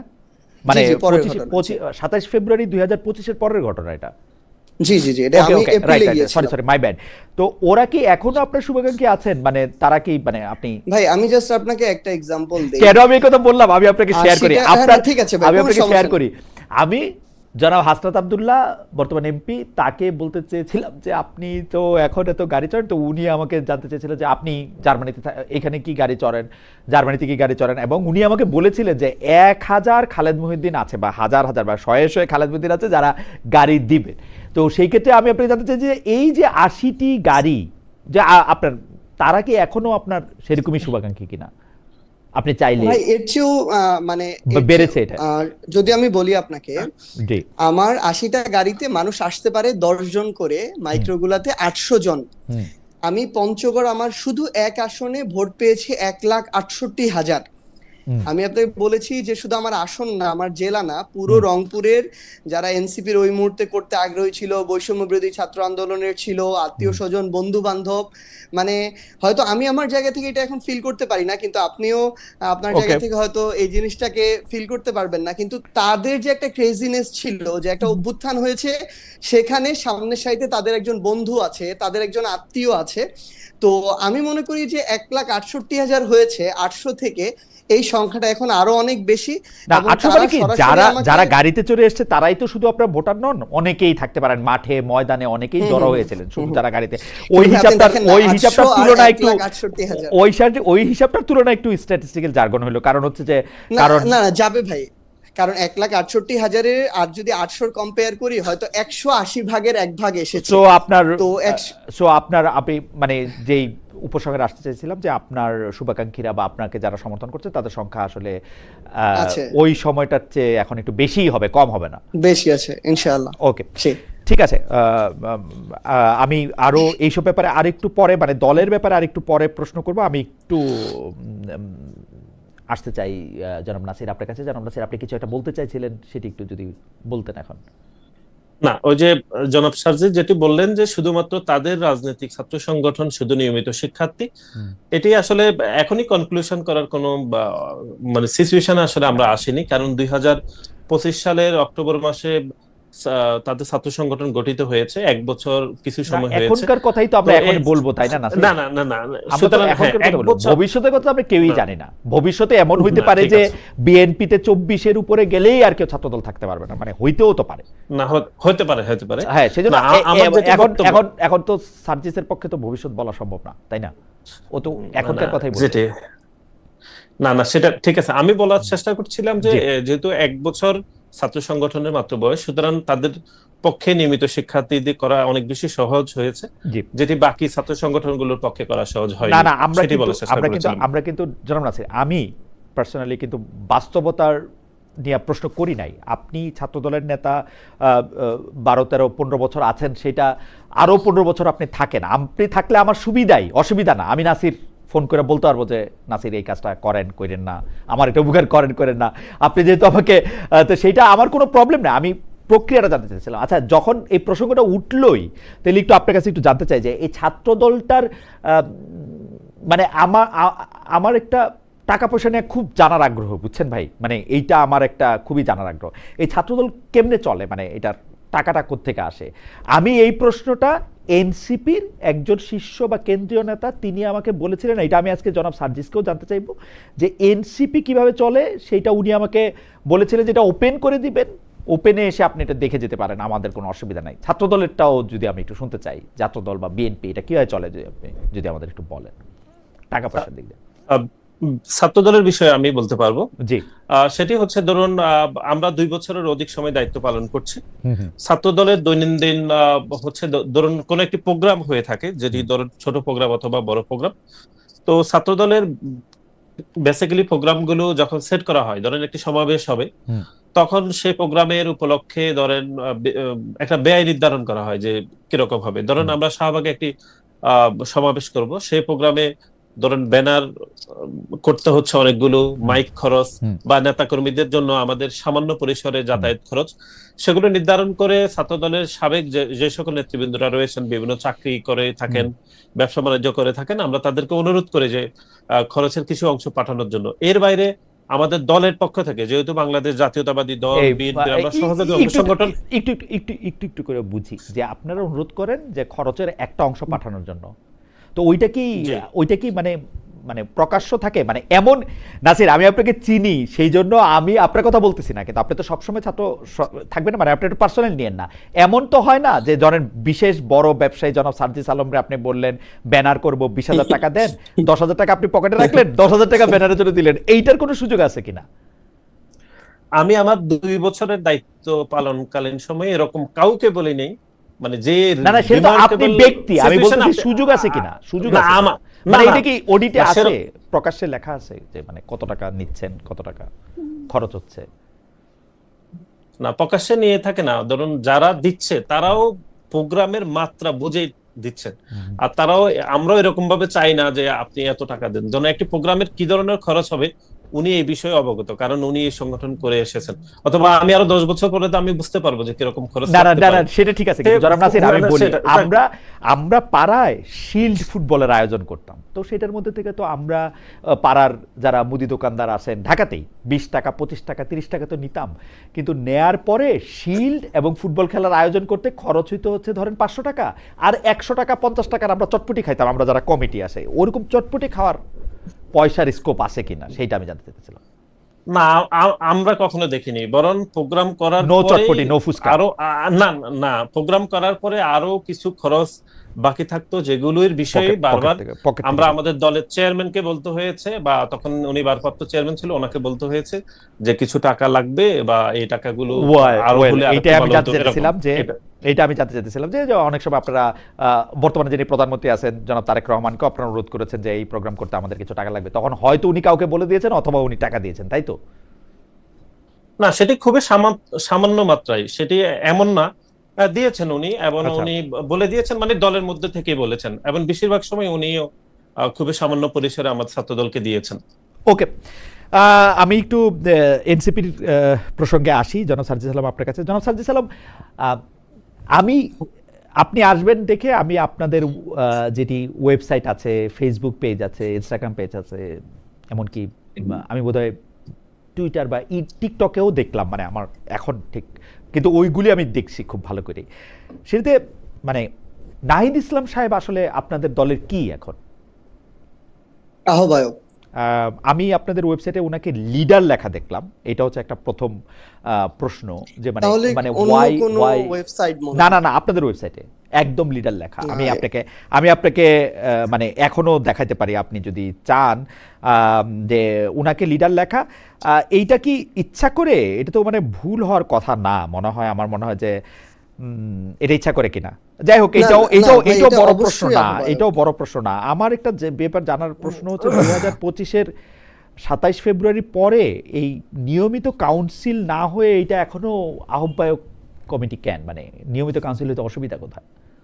আচ্ছা, আমাদের এটা একদম গঠনতন্ত্রে স্পষ্টভাবে ছিল, এবং এটা আমাদের যেটা জিএম মানে কেন্দ্রীয় কমিটির যেটা সভা, সেখানে সিদ্ধান্ত হয় যে এই আমাদের আহ্বায়ক কমিটিটার মেয়াদ হবে পরবর্তী কাউন্সিল হওয়ার পূর্ব পর্যন্ত, সেই এবং পরবর্তী কাউন্সিল হওয়ার জন্য আমাদেরকে আমাদের কাউন্সিলে আমরা একটা মানে গণতান্ত্রিক যে ধারাটা, এটা শুধু কথায় না কাজেও যেন আমরা কাজে লাগাতে পারি, এটার জন্য আমরা কাউন্সিলর ঠিক করেছি। কেন্দ্রীয় কমিটির সবাই কাউন্সিলর মানে ভোটার। জেলা কমিটির 5জন টপ 5জন লিডার থাকবেন, জেলা কমিটির টপ 10জন লিডার থাকবেন ভোটার, আর উপজেলা কমিটির টপ 5জন লিডার থাকবেন ভোটার। তো আমাদের এটা সর্বশেষ আরেকটা জিএম হয়েছে 1 বছর পার হওয়ার পরে, কিছুদিন আগে নির্বাচনের পরে, যেখানে সিদ্ধান্ত হয়েছে যে আমাদের আগামী ডিসেম্বরের মধ্যে আমাদের এই কাউন্সিলর ফরমেশন, মানে কি আমরা একই সাথে কমিটি ফরমেশন করতে হবে, তাহলে কাউন্সিলররা কমপ্লিট হবে। ডিসেম্বরের মধ্যে আমাদের এই কমিটিগুলো কমপ্লিট করতে হবে, এবং জানুয়ারি মাসে আমাদের আগামী যে কাউন্সিল হতে যাচ্ছে এই সিদ্ধান্ত এখন মনে করেন পর্যন্ত যে নেওয়া এরকম হয়ে গিয়েছে। মনে করেন আরো বছর খানেক লাগবে এই কমিটিটা হতে, তাই না? না, বছর খানেক লাগবে না, এটা আমাদের সর্বোচ্চ আর 3 মাসের মধ্যে আমাদের কাউন্সিলররা হয়ে যাবে, কারণ সাংগঠনিক দায়িত্বটাতে আমি আছি। ওকে। আগামী 27 জানুয়ারিতে আমাদের কাউন্সিল হবে, প্রথম কাউন্সিল। আমার মনে হয় যে জনাব সাজিদ সালাম, আপনি একটু দেখতেও পারেন ন্যাশনাল সিটিজেন পার্টি BD.com-এ লেড বাই বলা আছে নাহিদ ইসলাম ব্র্যাকেটে লিডার, আর আক্তার হোসেন সেক্রেটারি, উনি সদস্য সচিব, এটা মেম্বার সেক্রেটারি হওয়া উচিত। এটা কোনো মানে পরিবর্তন কিনা আমি জানি না, মানে কেন এটা হয়েছে এটা জানি না। আমি পরবর্তী আসলে সর্বশেষ যেটাতে দেখেছি, জি ওই জায়গাটাতেও সবকিছু ঠিক ছিল। আমি জানি না আসলে আলাদা চেক করা হচ্ছে কিনা, আমি এটা শেষে আমি আবার আমার মনে হয় যে check এটা কোনো পরিবর্তন হইলো কিনা আমি জানি না। এইটাতে আমার কয়েকটা প্রশ্ন আছে, আপনি যদি একটু দ্রুত বলেন। এই আপনাদের দল সম্পর্কে বলা হয়েছে এটা স্টুডেন্ট লেড, কিন্তু আমি আপনাদের নেতৃবৃন্দের মধ্যে কাউকে এখনো ছাত্র দেখছি না। এটাকে এখনো ছাত্র নেতৃত্বের মাধ্যমে পরিচালিত বলার কারণ কি? না, এটা কোথায় আছে স্টুডেন্ট লেড? এই যে আমি এটা আমি আপনাকে বলি, ন্যাশনাল সিটিজেন পার্টি BD.com, এই পার্টির বৈশিষ্ট্য লার্ন মোর অ্যাবাউট আস, এটাতে যদি আপনি দেখেন এটাকে লেখা আছে student led, rights focused, citizen driven, inclusive. আমি বাংলা পাইলে সুবিধা হইতো, কিন্তু এটার মধ্যে বাংলা না, এটা ইংরেজিতেই আপনারা লিখছেন অ্যাবাউট ন্যাশনাল সিটিজেন্স পার্টি। এটা পড়তে গেলে আমি এরকম দেখি, এবং আপনি এটা পরে দেখে নিয়েন। আমি মানে আমার মনে হয় যে আমি দেখতেই পাচ্ছি এটা এখনো আর কি। Led by Nahid Islam leader, Akhtar Hossain secretary, and Salehuddin Sifat spokesperson. NCP is notable for উইং দ্য ফার্স্ট। না না না না না, এই যে ভাই, আমার মনে হয় আপনি একটা অন্য কোনো ওয়েবসাইটে গিয়েছেন, কারণ সালেউদ্দিন সিফাত তো আমাদের স্পোক্স পারসন না, আসিফ মাহমুদ স্পোক্স পারসন। আচ্ছা, আমি ন্যাশনাল সিটিজেন পার্টি BD.com, এটাকে আপনাদের ওয়েবসাইট না, আমাদের এটা মানে মনে হয় অ্যাকচুয়ালটা না, আপনি যেটা দেখছেন, কারণ এগুলো তো অনেক ফেক তৈরি হয়। ঠিক আছে, ইফ ইট ইজ নট, আমি তাহলে আর এটা নিয়ে দুই কথাই নাই। আচ্ছা, আমি তাহলে পরবর্তী যেই ব্যাপারটা আপনাকে বলতে চাই সেটা হচ্ছে যে ওই টাকা পয়সার প্রসঙ্গ, যে আমরা কিন্তু বারবার মানে অন্যান্য নতুন বন্দোবস্তের কথা বা পুরনো বন্দোবস্তের আমরা যে রাজনৈতিক দলগুলির কথা বলি, আমরা বিএনপি আওয়ামী লীগকে মানে আমি যতবার সুযোগ পেয়েছি ততবার একই প্রশ্ন করতে চাই যে আপনারা আসলে টাকা পয়সাটা কোথা থেকে পান, টাকা পয়সাটা জনগণের সামনে প্রকাশ করবে কিনা। আমার কোনো অসুবিধা নাই যে বিএনপি যদি রাজনৈতিকভাবে ধরেন বিএনপিকে মানুষ যদি 500 কোটি টাকাও চাঁদা দেয় প্রতিদিন, আমার কোনো অসুবিধা নাই, কিন্তু আমি চাই যে সেটা মানুষের সামনে প্রকাশ করা হোক। এর মধ্যে কে কত টাকা নিচ্ছে, কে টাকা খরচ হচ্ছে সেটাও হোক। এনসিপি আমাদেরকে বলেছিল যে এইটা প্রকাশ্যে থাকবে, যে কেউ যে কোনো সময় গিয়ে এটা দেখে আসতে পারবে, এবং এটা পাবলিকলি ওপেন করা হবে। এই ব্যাপারটা যদি আপনি একটু বলেন যে এনসিপির এই টাকা পয়সার কোত্থেকে দল কিভাবে পরিচালিত হয়, টাকা কিভাবে আসে, ভাড়া কিভাবে দেওয়া হয়, এটি আসলে আমরা এখনো জানি কিনা, মানে পাবলিক রেকর্ড। আমরা ভাই কয়েকটা এখানে পলিসিতে কাজ করি। আমরা পুরোটা চেয়েছিলাম যেন আমাদের ক্রাউড ফান্ডিং এর মধ্য দিয়ে যায়, আমরা সেই প্রক্রিয়া করেছি এবং সেটা চলছে, কিন্তু ক্রাউড ফান্ডিং এর মধ্য দিয়ে পুরোটা আসলে করা টাফ হয়ে যায় আসলে। তো সেখান থেকে একটা অংশ আসে, পাশাপাশি আমাদের পার্টিতে এখন অনেকগুলো উইং আছে, যেমন ডক্টরস অ্যালায়েন্স আছে, তারপর টিচারদের উইং আছে, ইঞ্জিনিয়ারদের উইং আছে, লয়ারদের উইং আছে, বিজনেসম্যানদের আলাদা উইং করেছি আমরা। এই ধরনের অঙ্গ সংগঠন অনেকগুলো আমরা, মানে পেশাদার যে সংগঠনগুলো আর কি, এই প্রফেশনালস যে অ্যালায়েন্স গুলো, এগুলো অনেকগুলো আমরা তৈরি করেছি। এবং আমাদের ডায়াসপোরা যেটা আছে, দেশের বাইরের প্রবাসীদের সংগঠন, এই জায়গা থেকে আমাদের মোটামুটি একটা ভালো সহযোগিতা কন্ট্রিবিউশন পার্টির জন্য আসে। আরেকটা হচ্ছে আমাদের মাঝে মাঝে যখন বড় প্রোগ্রাম হয়, বড় প্রোগ্রামের সময় একটু একটু বুঝে যায়, মানে আপনারা যারা পেশাজীবীদের যারা আছেন তারা আপনাদেরকে চাঁদা দেন, এটা কি জামায়াতে ইসলামের মতো ধরেন আয়ের একটা নির্দিষ্ট অংশ আপনারা নির্দিষ্ট করে দিয়েছেন যে ধরেন আমরা 5% বা 10% 8% এরকম কিছু না, যিনি যত পারেন ভালো দেন পারেন? তো যিনি ভালো দেন তারে কি জনাব সার্জিস আলম এই কথা বলেন যে আপনি ভালো টাকা দেন তাহলে আপনাকে ওই কমিটির সভাপতি বানিয়ে দিচ্ছি, এটা কি বলে? না, এটার কোনো সুযোগ নাই আসলে ভাই, কারণ আমাদের ফাইন্যান্সের দায়িত্বে আলাদা একটা কমিটি আছে আর সাংগঠনিক দায়িত্বে আলাদা কমিটি। ধরেন আমি সাংগঠনিক জায়গাটা দেখি, আমার সাথে ওইটার কোনো সম্পর্ক নাই, আমি ওটা জানিও না। কিন্তু আমার পার্টির যেখানে হিসাবের খাতা, আপনি যেটা একটু আগে বললেন, আমরা প্রথমে চেয়েছিলাম এই পুরোটা আমরা একদম কোন ব্যক্তি থেকে আসছে, কত টাকা আসছে, কোন খাতে খরচ হচ্ছে, কত টাকা খরচ হচ্ছে, এই হিসাবটা পুরোটা আমরা অনলাইনে দিয়ে দিব। কিন্তু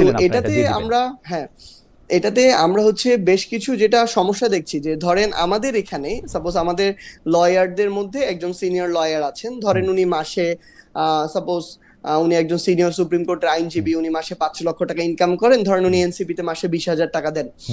এখন উনি এটা প্রকাশ, ওনার নামটা দেখতে চান না ওখানে এই জায়গাটাতে। এবং উনার কথা হচ্ছে যে আপনাদের যে আমাদের যে টপ কাউন্সিল, যেটা পলিটিক্যাল কাউন্সিল, ওইখানে হিসাবটা থাকুক, আপনারা জানেন। কিন্তু এটা মানে সামনে আসলে সমস্যা। আমি আপনাকে দায়িত্ব নিয়ে বলি, এইটাই হচ্ছে নতুন বন্দোবস্ত। উনি যে তার নামটা ওখানে দেখতে চায় না কারণ উনি ট্যাক্স ফাঁকি দেয়, উনি একটা দুষ্ট লোক। উনি 5 লক্ষ টাকা রোজগার করে, ওনার 6 লক্ষ টাকা ট্যাক্স দেওয়া উচিত বাংলাদেশ গভর্নমেন্টের, সেটা উনি দেয় না বলে উনি ওনার ইনকাম দেখায় হচ্ছে 80,000 টাকা, আপনাদেরকে দেয় 20,000 টাকা। সত্যি এটা, কিন্তু আপনারা তো তাকে বাধ্য করবেন, আপনার নাম আরো প্রকাশ্যে দেন, আপনি দিবেন না কেন? না ভাই, আমি এবং বিএনপি আওয়ামী লীগের এরকম বহু লোক আছে, নাসির যদিও এখন হাসতেছে, বিএনপি আওয়ামী লীগের এরকম লোক ভরা, যে এই তারা এরকম। আপনাকে শুধু একটা জিনিস অ্যাড করি, আপনি আপনার একটা সাইড বললেন, কিন্তু আমি যদি আপনাকে এরকম আরেকটা সাইড বলি, যে বাংলাদেশের পাওয়ার পলিটিক্সের যে রাজনীতি, এবং এখনো বাংলাদেশে আমরা দেখি ক্ষমতাসীন রাজনৈতিক দলগুলো থেকে শুরু করে তাদের অঙ্গ সংগঠনের যারা আছে, আমরা এরকম অসংখ্য ঘটনা দেখছি। কিন্তু এখন আপনি দেখেন, নাসির ভাইরাই বহিষ্কার করেছে একজনকে, গতকালকে গাজীপুরের একটা মহানগরের ওয়ার্ড ছাত্র দলের সভাপতি হুমকি দিচ্ছে ওইখানে তারেক রহমানকে। কিন্তু আপনি যেটা বলতেছেন, আমি একটু বলি যে আপনি বলতেছেন যে আপনার দলের যিনি ঘোষণা দিয়ে আপনার দল করবেন, উনি আপনাকে চাঁদাটা কেন লুকিয়ে দিবেন? মানে উনি তো এটা, আমি আপনাকে বলছি, উনি যে দিচ্ছে এই তালিকা কিন্তু আমার কাছে আছে, মানে এনসিপির যে পলিটিক্যাল কাউন্সিল বা যে ফাইন্যান্স সেক্রেটারি, তার কাছে একদম নাম ধরে এই তালিকা আছে, আমাদের কাছে হিসাব আছে। কিন্তু এটা আমরা ধরেন একদম পাবলিক করা এখনই কি কারণে যাচ্ছে না? কারণটা হচ্ছে, ধরেন ওই মানুষটা ট্যাক্সও দেয়, আপনি জানেন কিনা, মানে আপনি এটা তো শিওর বলতে পারবেন না, যাই হোক আমরা একটা কাল্পনিক লোক নিয়েই কথা বলতেছি। না, একটা পরের লাইনটা আমি একটু বলি যেটা ইম্পর্টেন্ট, সে এটার সংশয় করে বা আশঙ্কা তৈরি হয় যে এটার কারণে অন্য কোনো কালো বদনজর তার উপরে পড়ে কিনা, যেটার কারণে তাকে দীর্ঘমেয়াদে ক্ষতিগ্রস্ত হইতে হয়। কালো নজর মানে কি? মানে এটা কি রেটরিক নাকি আপনি আক্ষরিক করতেই বলতেছেন? মানে বদ নজর মানে মুখ লাগা ওরকম কিছু? না ভাই, মুখ লাগানো না। ধরেন ক্ষমতাসীন যারা থাকেন, আমি এখন যে বিএনপি আছে দেখে বিএনপির কথা বলতেছি, ব্যাপারটা এমন না। ক্ষমতাসীন ধরেন ব্যাপারটা কি এরকম যে খালেদ মহিউদ্দিন এনসিপি কে 20,000 টাকা চাঁদা দেয়, এখন নাসিরও গিয়া দাবি করলো যে আপনি আমারও 20,000 টাকা দেন, ব্যাপারটা কি এরকম? হতেই পারে।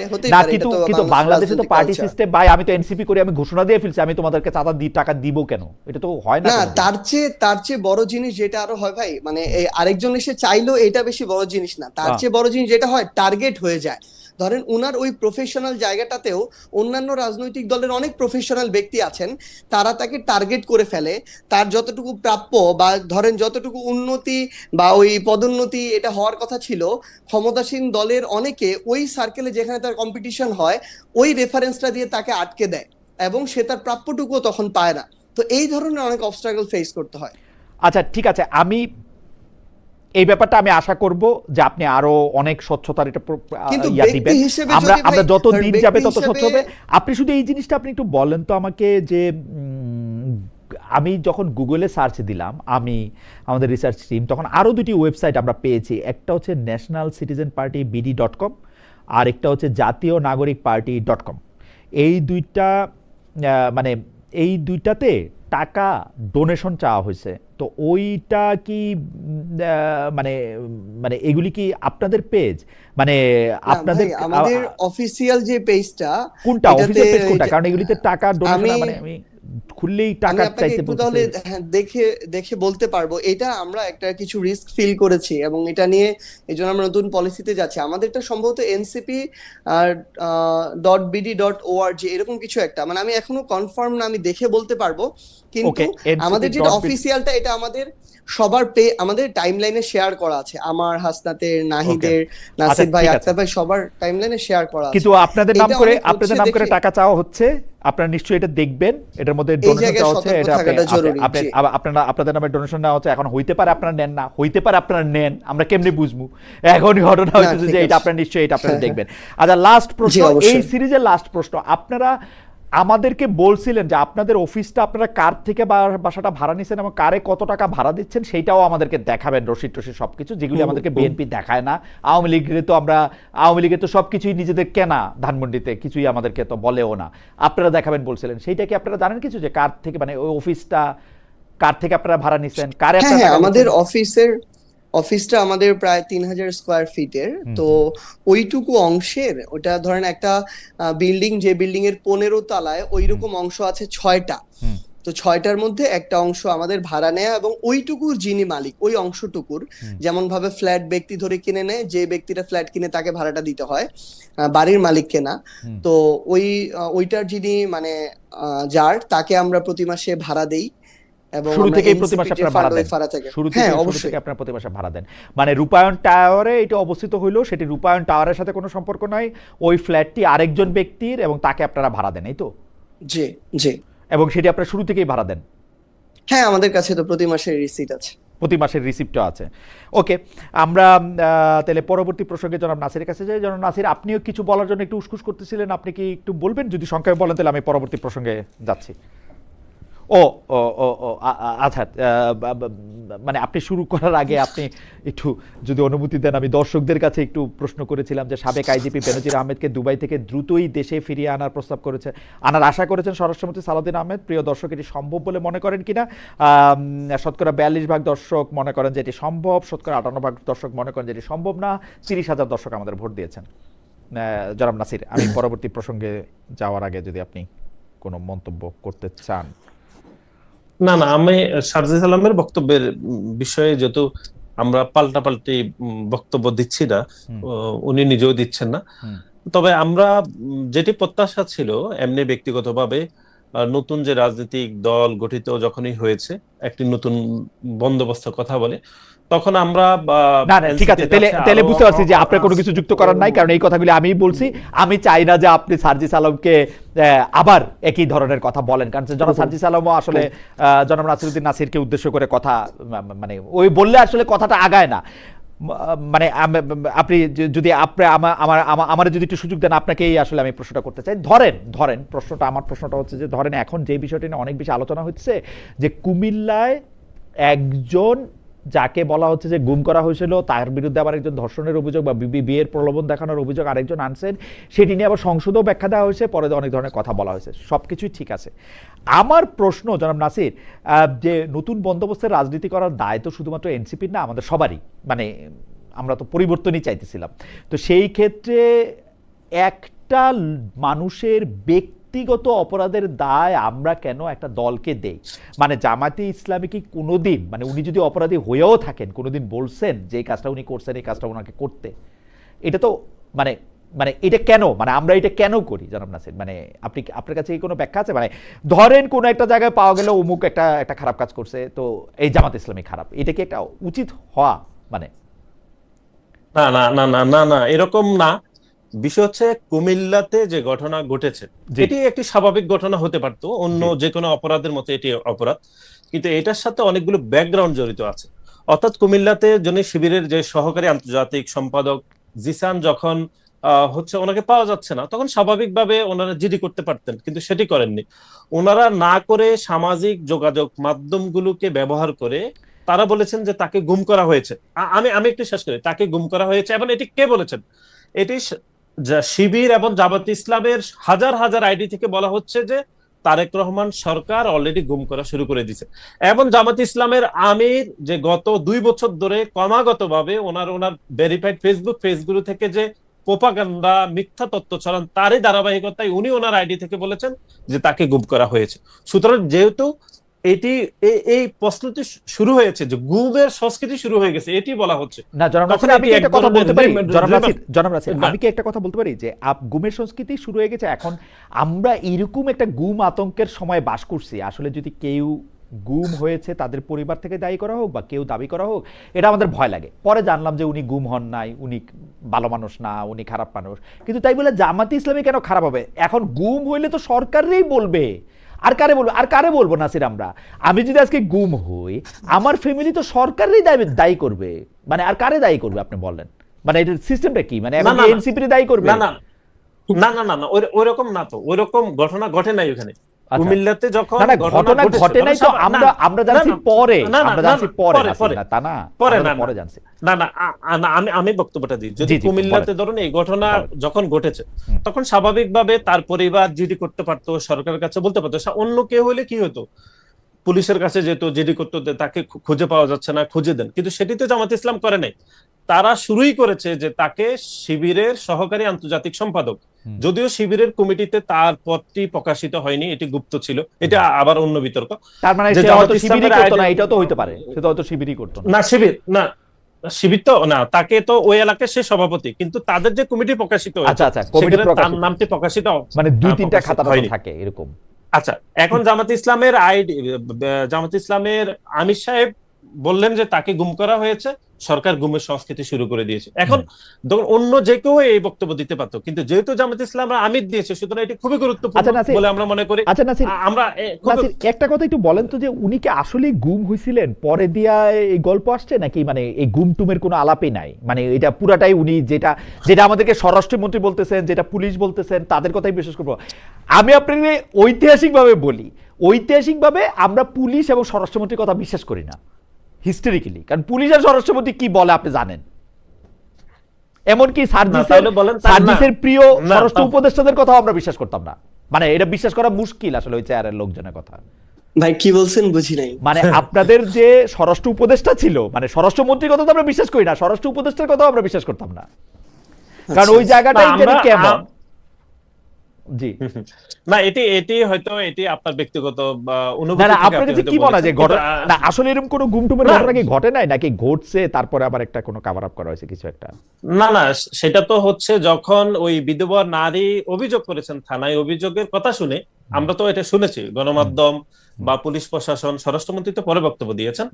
তাদের বক্তব্য থেকে আমরা কি শুনলাম, যে উনি যখন বিধবা নারী অভিযোগ করেছেন থানায় যে ভ্রূণ হত্যা করা হয়েছে অথবা ওনাকে দর্শন করা হয়েছে, এই কথা শুনে তিনি আত্মগোপনে গিয়েছেন। কিন্তু আমরা তার পারিপার্শ্বিক হিসাবে দেখলাম জামাতে ইসলাম, শিবিরের বট আইডি, জামাতে ইসলামের আমিরের ভেরিফাইড পেজগুলো থেকে বলা হয়েছে যে গুম শুরু হয়ে গেছে, শিবিরের সহকারী আন্তর্জাতিক জেনারেলকে অলরেডি গুম করা হয়েছে। আমার মনে হয় যে এই প্রথম একটা প্রশ্নের ক্ষেত্রে আমরা একটু আপনার বক্তব্যের প্রেক্ষিতে আমরা একটু জনাব সার্জিস আলমের বক্তব্য শুনতে পারি। জনাব সার্জিস আলম, আপনি আমাকে একটু বলেন তো যে এইটা কেন,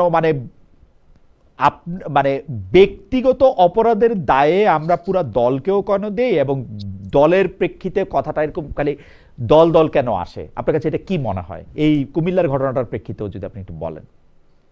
না, এখানে আসলে আমার দুইটা সাইডে আমার একটু অপিনিয়ন আছে। প্রথম সাইডটা হচ্ছে যে এরকম একটা বিষয়কে আসলে আমি মনে করি অন্তত যখন জামায়াতে ইসলামের আমিরে জামায়াত উনার ভেরিফাইড আইডি থেকে যখন একটা লেখা যাবে, আরেকটু যাচাই বাছাই করে কিংবা আরেকটু সময় নিয়ে দেওয়ার প্রয়োজন ছিল।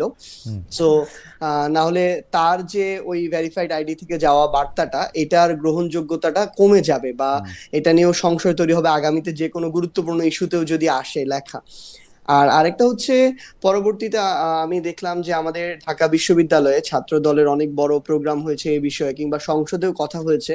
তো এইখানে আসলে যেইভাবে ওই বিষয়টাকে দলের সাথে অ্যাটাচ করা হয়েছে এবং যেই বাজে সম্বোধনগুলো করা হয়েছে, আসলে নাসির ভাই তো এখন বলতে পারে যে অনেক ক্ষেত্রে যখন জামায়াত বা শিবির এরকম কিছু করেছে তারাও হয়তো এভাবে করেছে সম্বোধন কিনা আমি জানি না আসলে, কিন্তু ওইটা খুবই দৃষ্টিকটু ছিল আর কি। যেভাবে সরাসরি আমিরে জামায়াতকে ধর্ষক বলা হয়েছে কিংবা জামাতকে বলা হয়েছে, মানে একটা দলকে বা একটা দলীয় প্রধানকে, এই আমার জিনিসটা মনে একটু যে দৃষ্টিকটু ছিল।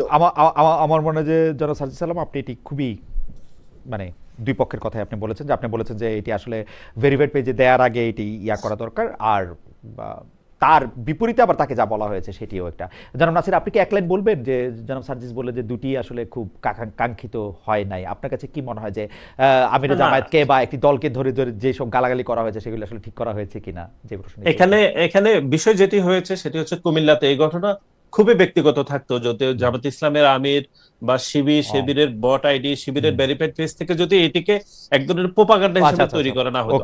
আমি শুধু আরেকটু অ্যাড করি, জামাত ইসলামের আমির শুধু এই প্রথম প্রোপাগান্ডা করেননি, বরং গত 2 বছরে ধারাবাহিক ভাবে প্রোপাগান্ডা করা হয়েছে। আমি আরো কয়েকটা এক্সাম্পল দিচ্ছি। আচ্ছা ঠিক আছে, এখানে অনেকেই আমাকে বলতেছেন যে জামায়াতের অনেক সমালোচনা করা হয়েছে, জামায়াতের তো কেউ নাই, মানে এটা ঠিক না, হয়েছে কিনা? আমি 30 সেকেন্ডে বলি। যেমন এর আগে তিনি তার ভেরিফাইড পেজে বলেছেন গাজীপুরের শ্রীপুরে একজন মাদ্রাসা শিক্ষকের মেয়ে যখন প্রেমের কারণে বাড়ি ছাড়া হয়েছেন, তিনি বলেছেন ছাত্র দলের ছেলে তাকে অপহরণ করেছেন।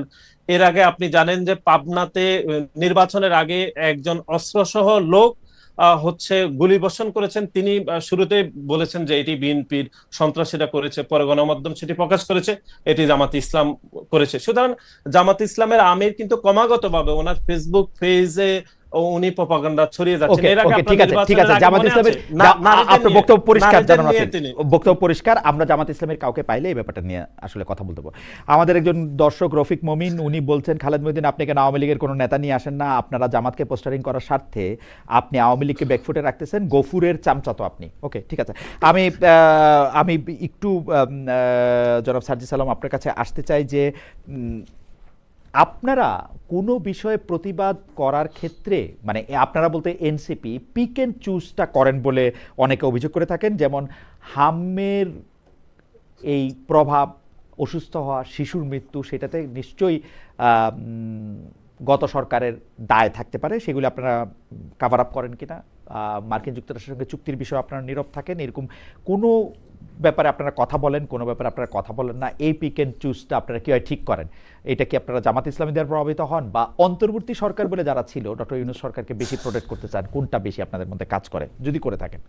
না ভাই, এটা আসলে ব্যাপারটা কি, এই কথাটা ধরেন এখন আমরা যে জিনিসটা দেখি যে কোনো একটা ইস্যু কোনো একটা নির্দিষ্ট এরিয়াতে কিংবা কোনো কিছু মানুষের কাছে অনেক বেশি পৌঁছায়। আপনি দেখবেন যে এমন কিছু কিছু মানুষ বলে এই বিষয়টা তো ভাইরাল হয়ে গেছে, তুমি দেখো নাই, ওইটা তার কাছে তার টাইম লাইনে হয়তো ওইটা ভাইরাল মনে হচ্ছে, কিন্তু হয়তো আমার টাইম লাইনে দেখবেন আসেই নাই। আর জাতীয় বিষয়গুলোতে এনসিপি প্রত্যেকটা বিষয়ে এনসিপি যেটা অবস্থান সেটা জানায়, এবং সংসদ থেকে শুরু করে আপনি যেটা মার্কিন যুক্তরাষ্ট্রের চুক্তির কথা বললেন, এটা নিয়ে আমাদের জনাব নাহিদ ইসলাম এটা সংসদে কথা বলেছে, বিরোধী দল থেকে এটার জন্য নোটিশ দেওয়া হয়েছে বারবার, এই আলোচনা কেন এখন পর্যন্ত শুরু হচ্ছে না? বিরোধী দল থেকে নোটিশ দেওয়া হয় নাই। বাংলাদেশের একজন সংসদ সদস্য রুমিন ফারহানা এটা নিয়ে কথা বলতে চেয়েছিলেন, তো কথা বলতে চাইলে 5 জন লাগে নোটিশ দিতে, উনি গ্যারান্টি দিয়ে বলেছেন যে বিরোধী দল থেকে উনি 4 জন কাউকে পান নাই, না এনসিপি থেকে না জামায়াত থেকে। না, এটা হচ্ছে উনি প্রথম অধিবেশনের কথা বলছেন। প্রথম অধিবেশনে হ্যাঁ, প্রথম অধিবেশনে কথাটা সম্পূর্ণ যে এই কথাগুলো এগুলো ছিল সংস্কার কেন্দ্রিক, অধ্যাদেশগুলো আইনে পরিণত হবে কি হবে না, কি অবস্থা হবে, এটা চুক্তি নিয়ে কথা বলা উচিত, এটা আপনারা মনে করেন? না, অবশ্যই উচিত, আমরা মনে করি উচিত, এবং আমাদের পার্টির আহ্বায়ক স্পষ্ট করে এটা বলেছেন। ওই চুক্তিতেও যদি কোনো জায়গায় বাংলাদেশের স্বার্থ সংশ্লিষ্ট বা স্বার্থ বিরোধী কোনো বিষয় থাকে, কোনো জায়গায় যদি আমাদের যে চুক্তিতে ন্যায্যতা এবং সমতা থাকা দরকার সেই জায়গায় যদি ব্যাঘাত ঘটে, কারণ এটা সম্পর্কে বিএনপি বলছে অবগত নয়, আমরা এনসিপি অবগত নই, জামাত বলছে অবগত নয়, এবং নির্বাচনের 2-3-4 দিন আগে এভাবে এত বড় একটা বৃহৎ আন্তর্জাতিক চুক্তি হয়ে যায়। আমরা মনে করি এটা সংসদে আলোচনা হওয়া প্রয়োজন, জাতির সামনে এটা উন্মুক্ত করা প্রয়োজন, আলোচনার ভিত্তিতে যদি সংশোধন হয় সংশোধন হবে, যদি ওইটাই চালার মতো হয় তাহলে ওটা চলবে, আর বাতিল করার যদি প্রয়োজন হয় বাতিল করবে। ধন্যবাদ। জনাব নাসির উদ্দিন নাসির, এই যে স্বজনপ্রীতির একটা কথা বলা হচ্ছে যে সবগুলি জেলা প্রশাসক বলি, তারপরে হচ্ছে সিটি কর্পোরেশনে যেগুলিতে নির্বাচন হওয়ার আগে সেগুলিতে মানে বিএনপির লোক নিয়োগ দেওয়া হয়েছে, সেগুলি নিয়ে অনেক প্রশ্ন আমরা নানাভাবে করেছি। আপনার কাছে কি মনে হয়, আপনি যদি খুব সংক্ষেপে বলেন যে বিএনপি এগুলি কেন করতেছে? সর্বশেষ আমরা দেখলাম যে ইউনিয়নের নাম দিয়ে দেওয়া হচ্ছে যে প্রতিমন্ত্রীর ছেলেদের নামে, এরপর আবার প্রতিমন্ত্রী বলতেছে যেটা কাকতালীয়, মানে দিগন্ত সীমান্ত এগুলি স্বর্ণ এগুলি কোত্থেকে আসলো, এগুলি কাকতালীয়। আমার কাছে মনে হয় জনাব নাসির, এগুলি ব্যাপার একটু আপনাদের খেয়াল করা দরকার, আপনাদের খেয়াল পড়তেছে কিনা। এত কাকতালীয় হইতে পারে না আসলে, কাকের মাথায় এতবার তাল পড়া, এইটা সাংঘাতিক একটা মানে, আপনার কি মনে হয়? দুটি অংশ, একটি হচ্ছে আপনি বলেছেন যে স্থানীয় সরকারের প্রশাসক, স্থানীয় প্রশাসক, এটি যেহেতু যখন ইন্টারিয়াম ছিল তখনও আমরা দেখেছি যে দু একটি জায়গাতে হয়তো যারা হচ্ছে আদালতের মাধ্যমে দায়িত্ব পেয়েছে তারা পেয়েছে, প্রশাসকও তারা দায়িত্ব দিয়েছে। হয়তো আমি মনে করি যখন এখন নির্বাচিত একটি সরকার এসেছে, সিটি কর্পোরেশন গুলো কাজগুলোকে এগিয়ে নেওয়ার জন্য সাময়িক সময়ের জন্য হয়তো এই দায়িত্বগুলো দিয়েছে। আমি যতদূর শুনতে পাচ্ছি লোকাল ইলেকশন অলরেডি স্কেডিউল শুরু হয়ে গিয়েছে, খুব দ্রুত সময়ের মধ্যে হয়তো আমরা মনে করব যে এগুলো, কিন্তু ওনারা যদি দলে পদে থেকে ইলেকশন করেন সেটা আরেকটা ঝামেলা হবে না? এটি আসলে মানে কেমন একটু আওয়ামী মার্কা নির্বাচন হবে না? আপনাদের একটু কষ্ট লাগবে না এটাতে? না, তারা নির্বাচন পদে থেকে তারাই নির্বাচন করবে কিনা এটি তো দলের সিদ্ধান্ত থাকবে। আরেকটা ব্যাপার, একজন দর্শক আপনার কাছে একটু প্রশ্ন করেছেন, আমার মনে হয় যে আব্দুল্লাহ আমির হামজা, উনি বলেছেন এত কুমিল্লা করতেছেন কিন্তু ওনাদেরকে কেন আটক রাখা হয়েছে, কেন দেখা করতে দিচ্ছে না, কথা বলতে দিচ্ছে না, এগুলি কেন সরকারি দলকে জিজ্ঞেস করছে না? ওনার কাছে এর কোনো সদুত্তর আছে কিনা? আপনি যদি কিছু জানা থাকে আপনি এক দুই লাইন বলবেন কিনা, তাদেরকে কি আটকে রাখা হয়েছে? মানে আজকে আমরা গণমাধ্যমে দেখেছি আজকে ওনাকে বোধহয় কারাগারে পাঠানো হয়েছে, এটি আমি সর্বশেষ জানি। আপনার কাছে বাড়তি কোনো তথ্য থাকলে আমি জানি যে ওনাকে কারাগারে পাঠানো হয়েছে। না, কিন্তু এটা আমি একটা জিনিস শুধু অ্যাড করি ভাই, এটা আসলে খুবই একটু মানে উদ্বেগজনক কোন জায়গাটাতে, যে যেই মানুষটার সাথে বা যাকে নিয়ে এই অভিযোগ দেয়া হচ্ছে বা আরেকটা পক্ষ বলছে এই মানুষটা ভিকটিম, তার সাথে কিন্তু এখন পর্যন্ত কাউকে কথা বলতে দেয়া হচ্ছে না। আমার কাছে আমি সেটাই জানতে চাইছিলাম, মানে উনার সাথে কাউকে কথা বলতে দেওয়া হচ্ছে না, না উনি কারোর সঙ্গে কথা বলছেন না, এই ব্যাপারগুলি আসলে ঠিক আমরা গণমাধ্যমে দেখেছি, বাংলাদেশের গণমাধ্যমগুলো বলছে যে ওনার বিরুদ্ধে অভিযোগ শোনার পরে উনি আসলে কয়েকদিন ধরে চোখই খুলছেন না, কারোর সাথে কথাই বলছেন না। তাহলে আমরা কিভাবে বুঝবো যে কারো না ওকে ঠিক আছে। মানে আমার কাছে মনে হয় যে এই ব্যাপারগুলি নিশ্চয়ই আমাদের গণমাধ্যমে যারা আছেন তারা নিশ্চয়ই খেয়াল রাখবেন, তার পরিবারের সঙ্গে কথা বলতে চেষ্টা করবেন, তার পরিবারের বক্তব্য আমরা এটা শুনতে চেষ্টা করবো, এবং তাকে আদালতের সামনে আনা হলে তিনি কি বলেন সেটিও আমরা শুনতে চাইবো। আমরা দেখেছি যে পুলিশ বলছে যে তিনি চোখই খুলছেন না, চোখ সেই, কিন্তু আমি বলি আমি ঐতিহাসিকভাবে বাংলাদেশের পুলিশ এবং স্বরাষ্ট্র মন্ত্রণালয়ের কথা আমি আর বিশ্বাস করতে পারি না। মানে আমার এই বিশ্বাস ফিরে আসতে নিশ্চয়ই আরো অনেকদিন সময় লাগবে জনাব নাসির, মানে আমি ঠিক ওইটা বিশ্বাস করতে পারি না। তাহলে আমি একটু আপনাকে একটি সম্পূরক কোশ্চেন করতে চাই সংক্ষেপে। জি, এই যে বেনজির আহমদ গ্রেফতার হয়েছেন, সেটিতে আপনার বিশ্বাসযোগ্য হয়নি?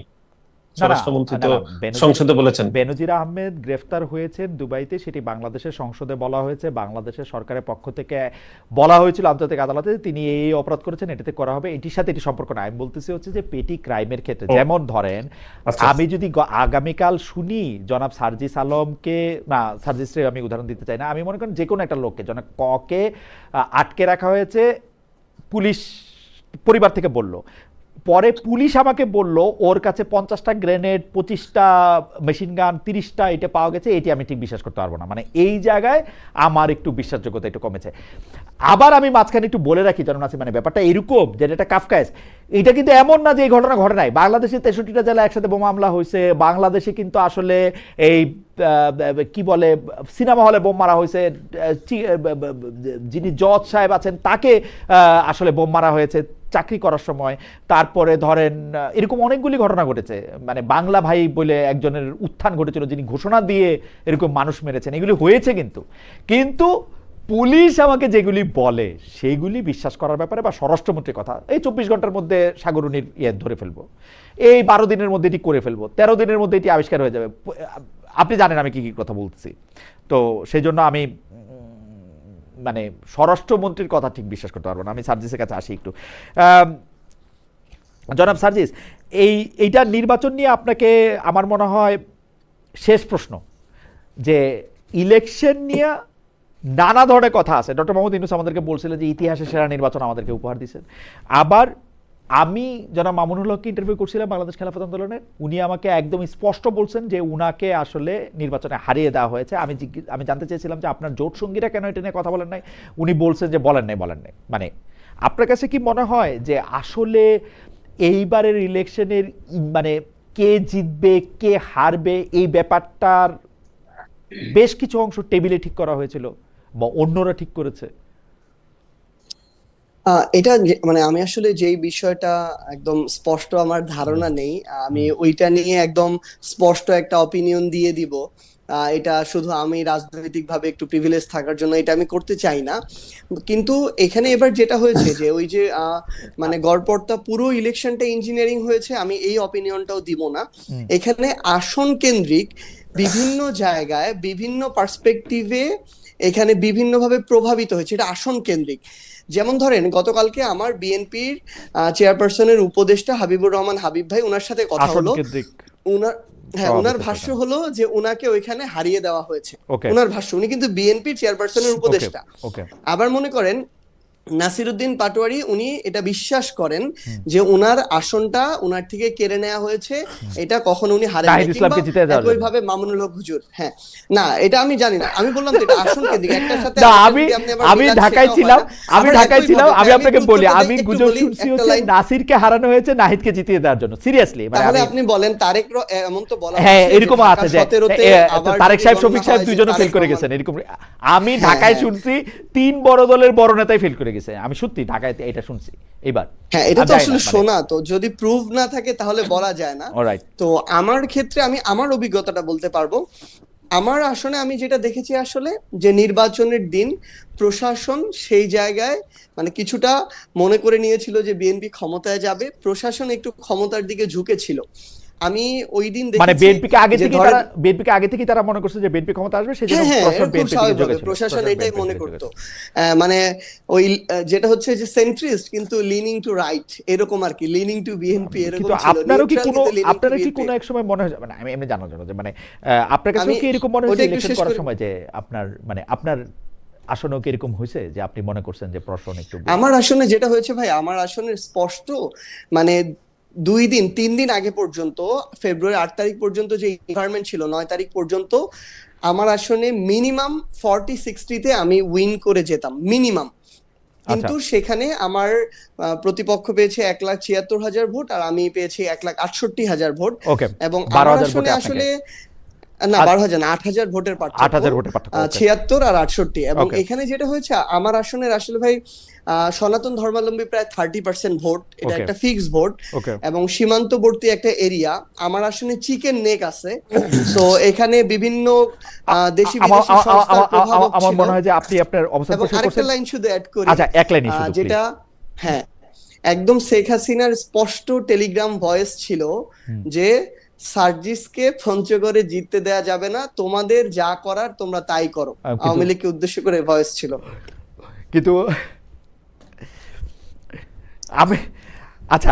আমি এটা নিয়ে আর কিছু বলতে চাই না, কারণ আমি আপনাকে অন্য এনসিপি নিয়ে একটি প্রশ্ন করতে চাই যে আমরা 15 মে আপনাদের একটা প্রেস বিজ্ঞপ্তিতে দেখতে পাচ্ছি যে এনসিপি সাধারণ সভার সিদ্ধান্ত অনুযায়ী